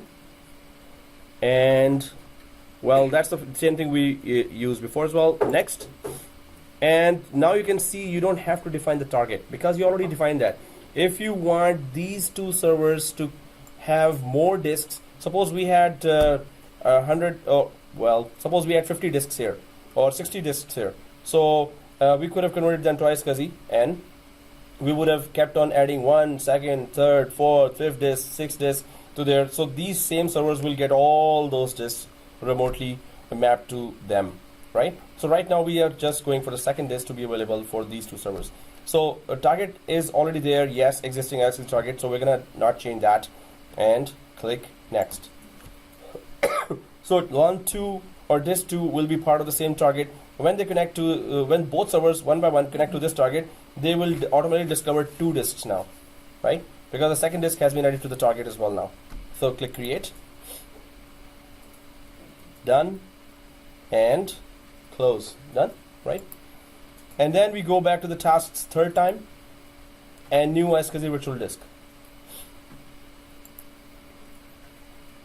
Now we're going for G drive. And next, 103. And next, 200 GB. Next, same target. So now, when the 202 connects to sales target, automatically 3 disks will be detected because the 3rd disk we are adding to the target as well. Next, and create. So once it is created, so click close. Now you should be seeing 3 links here. 3 disks, VHDXs are created here: LON01, LON02, LON03. So, and they have been assigned to 202 and 200.3. So everyone sees these 3 lines, and everyone sees that they are not connected, or anyone sees connected. Yep. How a little bit? So it's the regional support or federal? Oh, regional. Okay.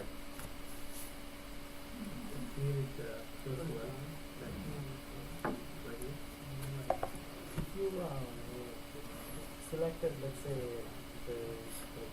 at first you completed the G drive, and then you forgot, and you tried to choose G drive again. Would it give you an error message?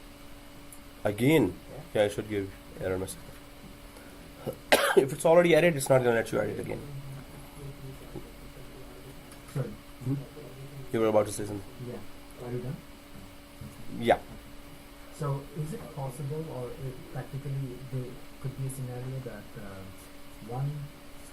two servers or three servers is connected to the first disk, and another three set of servers is connected to the second disk?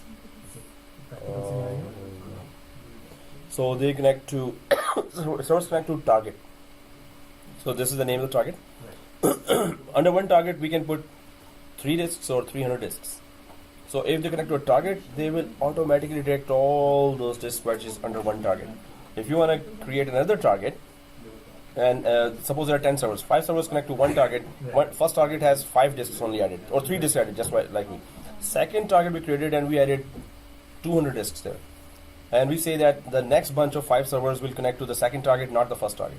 So whoever connects to the second target will get 200 disks automatically Or mapped. You can map the target, but not individually. No, exactly. Okay, guys. So done. Right? Cool. Okay. So yeah, you could stop me as well anytime, right? If you're lost, just tell me where are you, or so I'll repeat it here as well, right? Don't be shy. Come on, you're so shy. Okay. So okay, guys. Here. Now, if this is done, we need to give these disks or map these disks to server 2 and 3. So, as far as the target server task was concerned, it is created now. Let's go to Initiators and request those disks. So, let's go to server 2 now. Everyone there? So, let's go to server 2. And if we track our progress in the diagram here, so we have done already this target side of server 1 side of work. Now we will be mapping these 3 disks to server 2, and then we're going to be mapping these 3 disks to server 3 one by one, right? The thing is that once you see these 3 disks, you have to format them on server 2 as new disks. For server 2, they are totally new disks. For server 1, we just added those disks and we formatted them. Then we converted them to Iscsi. As soon as you map the disk, it's a new disk for the server 2. So it is as if you went to the market and you bought 3 disks and you connected to server 2. For server 2, it's like that. So they will be unallocated, unformatted disks. They will appear as unallocated, unformatted disks when server 2 connects to these 3 disks. So you will have to, on server 2, or whichever server connects first, you will have to format those disks. So bring them online, initialize, format them, all 3 disks on any one of the servers, whoever connects first to these 3 disks. Why do we have For these servers, the disks are totally new disks, unused new disks. So this is the process. This is the part of the process that when you offer those disks as Iscsi disks, the server that is connecting to these disks will see them unformatted and uninitialized and offline disks. So they will be offered as totally new disks for those servers. So they will not be formatted already. While we did format those same disks locally on server 1, as soon as you convert them to Iscsi and offer it to any server, for those servers it is unallocated, unformatted, totally raw disks for those servers. So this is the process of Iscsi, that it offers them as totally new, unused disks there, right? So now you're going to see if we connect first from server 3, then from server 3 we have to format them. If we connect from server 2, then from server 2 we have to format them. But the next good thing is, if you format on any one server first, whichever is the second server that is going to map these disks will not have to format these disks again and again. Suppose you had 30 servers here, nodes, 30 nodes here. So only first node that will first time connect these 3 disks will be able will have to bring it online, initialize and format them. All other nodes will find these disks formatted. You don't have to do it in every node. Why? Because these are exactly same disks to all the nodes. So this disk that connects here, and then it connects here as well. It's exactly the same disk. It's not a separate disk for server 2. It's not a separate disk for server 3. It's the same disk for server 2 that is for server 3. There were 30 servers. They will all see just one same disk. Suppose you create a folder here, right? Through server 2 you connect to this disk, and you create a folder. You will see that same folder created through server 3 as well. If through server 3 you see the same disk, you will see the same folder there as well. So it's just one same disk that is connected to all nodes there. Because it's synchronizing all the time. Because it's synchronizing all the time. With the disk that is actually physically there in server 1. What is the other significance that why this disk would be the same showing through server 2 and server 3? The other benefit is, if server 2 goes down, all the material that the users wanted to see now, server 2 is gone, what do I do, where's my disk? It's the same disk that you can access from server 3 now. Same material that you were just working few seconds ago is still there through server 3 now. You can access the same material. So you can continue your work. Even if we lost one full host, you can continue your work. Because it's just same one disk. You were working through server 2, now you will be working through server 3 to the same disk. Right? What happens if anyone deletes the file? Oh, it's the same disk. Yes, it will be deleted. So don't delete. Well, it's permissions. Then it's a normal shared folder.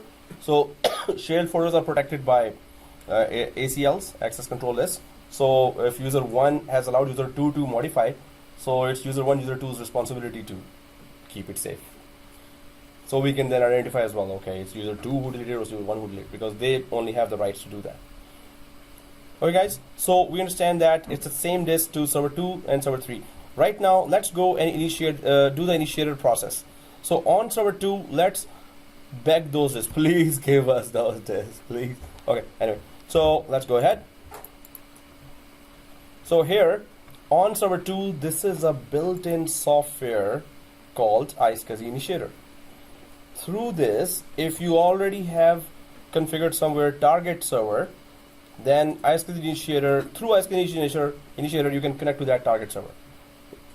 This software is built in. So let's click Iscsi Initiator on server 2. Yes, the service is not started, so go ahead and press yes to start the service. And one day, Monday or Sunday, it's gonna pop up. Yeah, it's there. So is it open for everyone? Everyone like everyone? Okay. So guys, here what do we do? What do we put here? Or the IP address for who? Server 1. Exactly, that's our target server. So 192.168.200.1. We can also put the name of the server, which is server 01. Okay. So let's go quick connect. So once we click quick connect, we should be seeing this. The IQN 9091.05.com Microsoft server 1. This is the IQN number. This is the IQN address. It detects it as an address. Do we all see connected here? Because if our firewalls are on, it's not going to connect. So login succeeded, right? So if it shows like this, click done. Click done. Now it shows connected, right? The next step is you need to go to volumes and devices as well. The other tab here, volumes and devices. First is targets, and you should be seeing this line. And then second is volumes and devices, and click auto configure. Yeah. Mine is not doing the quick connection. No, did you close the firewall on? It will have to be firewall. I was in a different server. Oh, okay. It's okay, it happens. So, guys. Yeah, you're there. Okay, cool. No problemo. So, yeah, you're there. So, right. So, volumes and devices, click auto configure. So, once we click auto configure, we should be seeing 3 lines here. Do we all see 3 lines here? So, these are the 3 disks. If there were 5 disks, there would be 5 lines here. Right? So, this is the mapping link here. Through this link, we are mapped to those 3 disks. Those 3 disks are living in server 1, but now they're mapped to server 2 here as well. So these 3 lines are showing for everyone. Press OK here. Now, okay, 3 disks are there, yay! So let's go to yellow folder or the file server of File Explorer of server 2 and go to this PC, and there you go, no disks.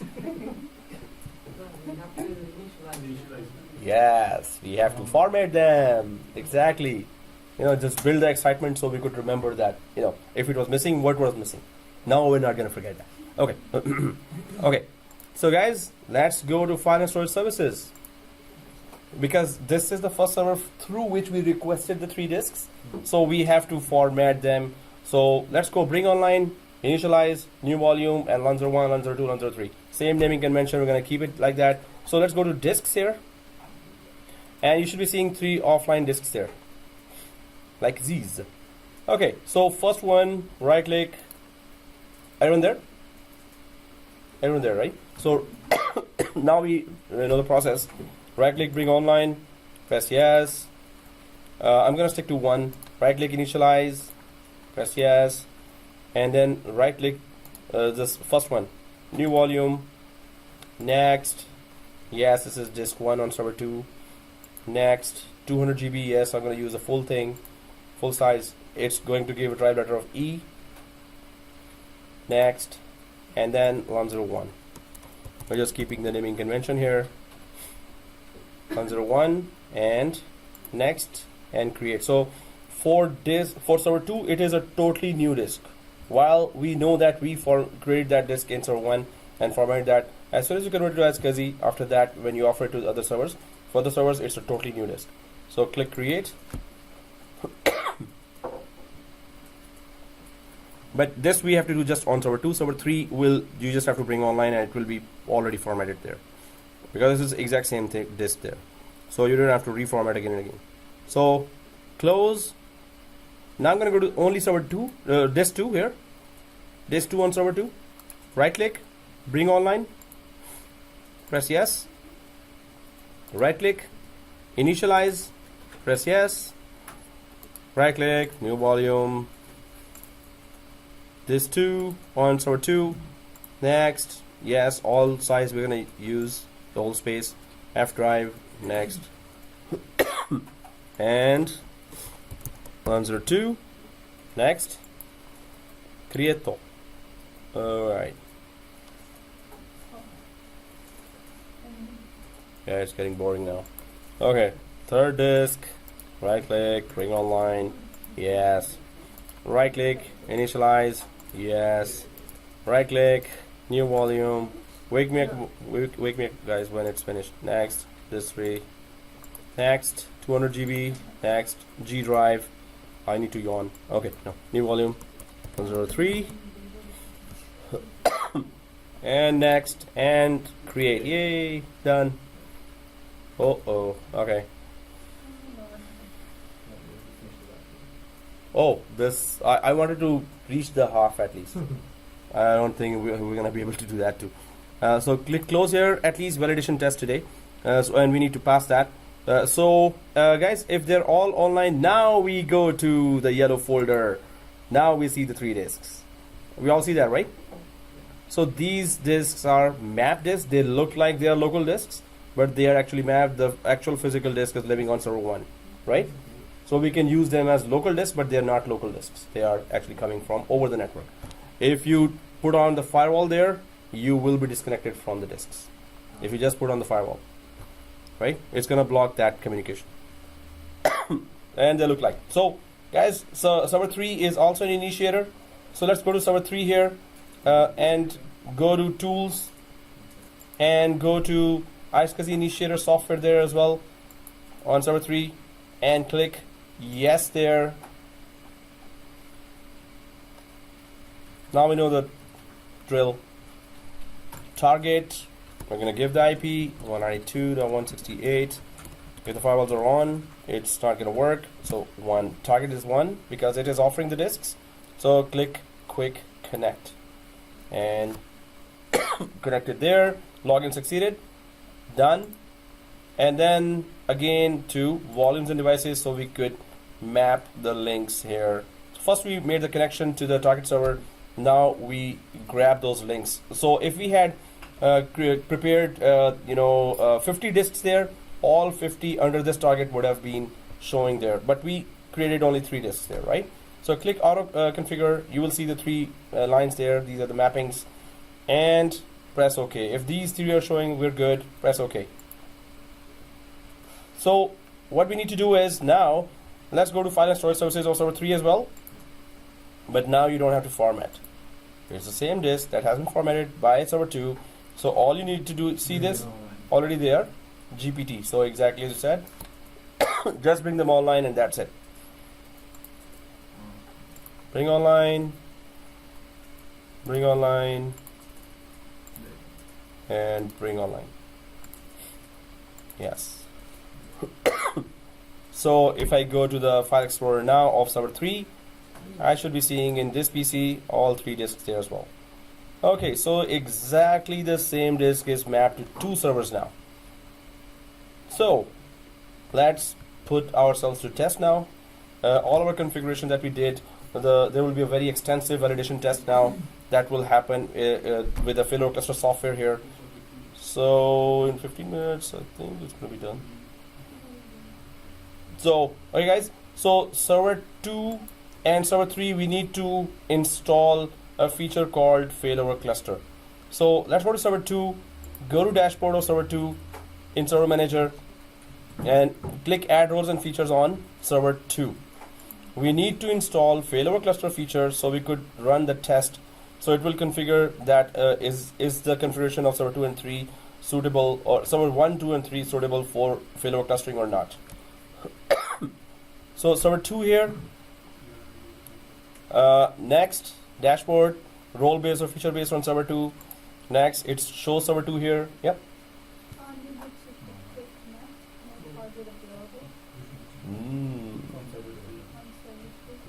So turn off the firewalls on server 1 and 3, both. Firewall off. So here, yeah, turning off the firewall. Yeah. Anyone there? Here, right? Both are off? And VM nets are okay. IP addresses are okay. It's the basic communication.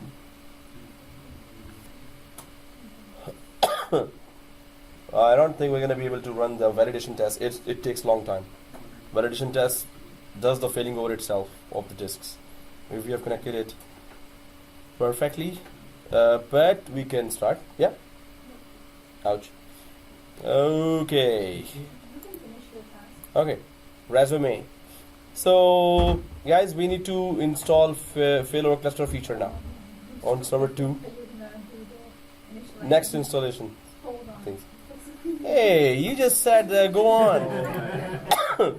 Now, and let's at least install the FailoverCluster role on server 2 and 3. Next class, we're gonna start the validation test right away. Whoever comes, well, everyone has to be there, so I will tell you what to do. So right now we installed at least the FailoverCluster role. So everyone there, go to server 2 dashboard and go to add roles and features. Next, and then feature. It's the feature, right? So it's not on the roles page, it's on the features page. And do we see that? Failover clustering, this one. So click that. It's gonna add all the features of the failover cluster, and click add features, and click next to restart. Leave the decision of restarting to itself through the OS, and click install.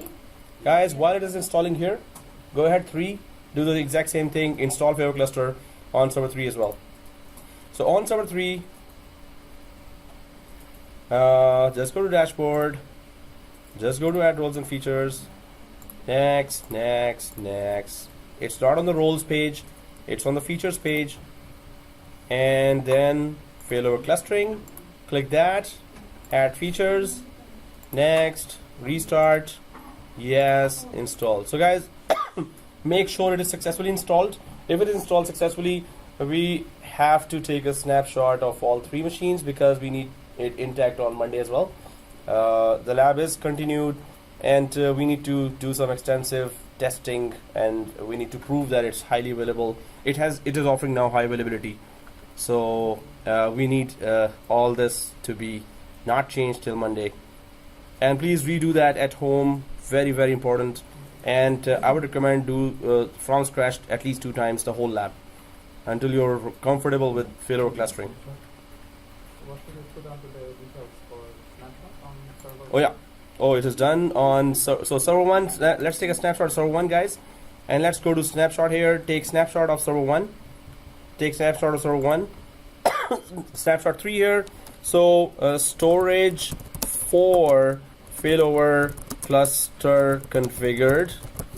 That's storage for failover cluster configured. That's all we did on server 1. Storage for failover cluster configured. On server 2, we'll just create a snapshot with networking, storage configured, and failover cluster feature installed. Anyway, storage for failover cluster configured. If you have put all that in snapshot 1, go ahead and click take snapshot for server 1 here, right? So click take snapshot here, and then go for server 2, right click, and go for a snapshot there as well. Take snapshot, and so we can say networking, storage, done, failover cluster role installed. So I'm just gonna Control A or select all and Control C. Right click and save it, because the second one we did the exact same thing on server 3 as well. So copy this and just take a snapshot of server 3 and save it there as well. Paste it there, write the same thing on server 3 as well, and take snapshot, and then properly shut down all 3 one by one. So take snapshot server 2, done. And if the role is installed on server 3 only, then yes, it is installed for me. Make sure it is installed on server 3, then take a snapshot. Yeah, it is take snapshot, and this is it. Networking, storage done, failover cluster role installed. Once you've taken the snapshot of 2 and 3 with this information, go ahead and take snapshot, and then right click, shut down guest one by one. Start from server 3 first, shut down, then server 2, then server 1. When you start, server 1 should be started first fully, then server 2 and 3 should be started. When you're shutting down, always start with the host, the member servers, then last one should be server 1.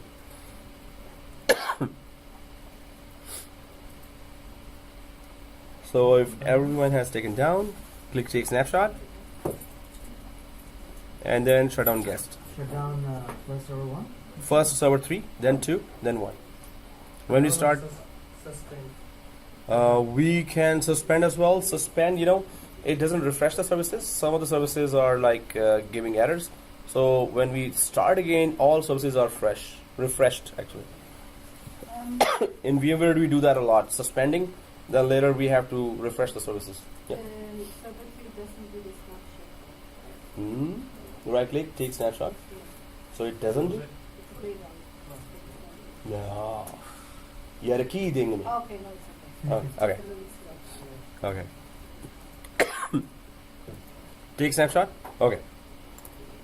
Okay guys, so let's continue that lab on Monday. So first shut down server 3, power, shut down guest, then shut down server 2, power, shut down guest. What is the objective of shutting down the service in the server?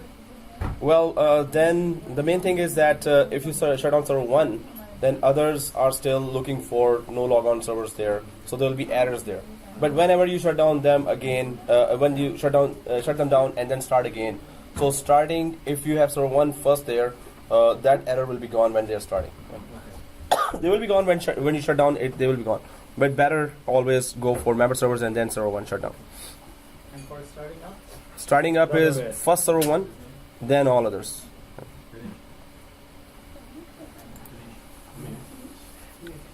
Yeah, whenever I see you, I remember that. And today I'm preparing for cloud management, tomorrow's class, Azure and AWS. But with this, I'll upload also. Thanks. Yeah, welcome. That really helps. Oh, yeah, sure. All right, see you. Okay. Salam. Salam. Salam. Are you sending that? Dinesh. One email? Dinesh. Yeah, I'm gonna forget that. Okay. Okay. See Take care, man. you. All right. Power should done guest. Yeah. And